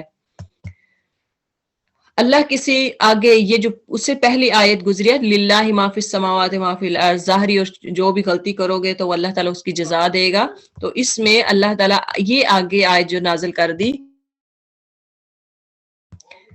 اللہ کسی متنفس پر اس کی قدرت سے بڑھ کر، کسی جان پر اس کی قدرت سے بڑھ کر ذمہ داری کا بوجھ نہیں ڈالتا۔ ہر شخص نے جو نیکی کمائی ہے اس کا پھل اسی کے لیے ہے، اور جو بدی سمیٹی ہے اس کا وبال اسی پر ہے۔ یہ آیت نازل کر دی کہ اب صرف نیت سے آپ کو جزا سزا نہیں ملے گی، بلکہ جب تک آپ کام نہیں وہ کر لیں گے، جب تک وہ آپ ایکشن نہیں کریں گے، تب تک آپ کو جزا اور سزا نہیں ملے گی۔ ایمان لانے والوں، تم یوں دعا کرو، ربنا لا تؤاخذنا ان نسینا او اخطانا، کہ اے ہمارے رب، ہم سے بھول چوک میں جو قصور ہو جائے ان پر گرفت نہ کرنا۔ مالک ہمارے، ہم پر وہ بوجھ نہ ڈال جو ہم سے پہلے لوگوں پر ڈالے تھے۔ پروردگار، جس بوجھ کو ہم اٹھانے کی ہمیں طاقت نہیں ہے وہ ہم پر نہ رکھ، ہمارے ساتھ نرمی کر، اور وغفر لنا ورحمنا، ہم پر رحم کر، انت مولانا، تو ہمارا مولا ہے، آقا ہے، دوست ہے، فانصرنا، ہماری مدد فرما دے، علی القوم الکافرین، کافروں کی قوم پر۔ آمین۔ سبحانک اللہم و بحمدک، نشہد ان لا الہ الا انت، نستغفرک و نتوب الیک، وصلی اللہ علی خیر خلقہ محمد و آلہ و اصحابہ اجمعین۔ آمین آمین یا ارحم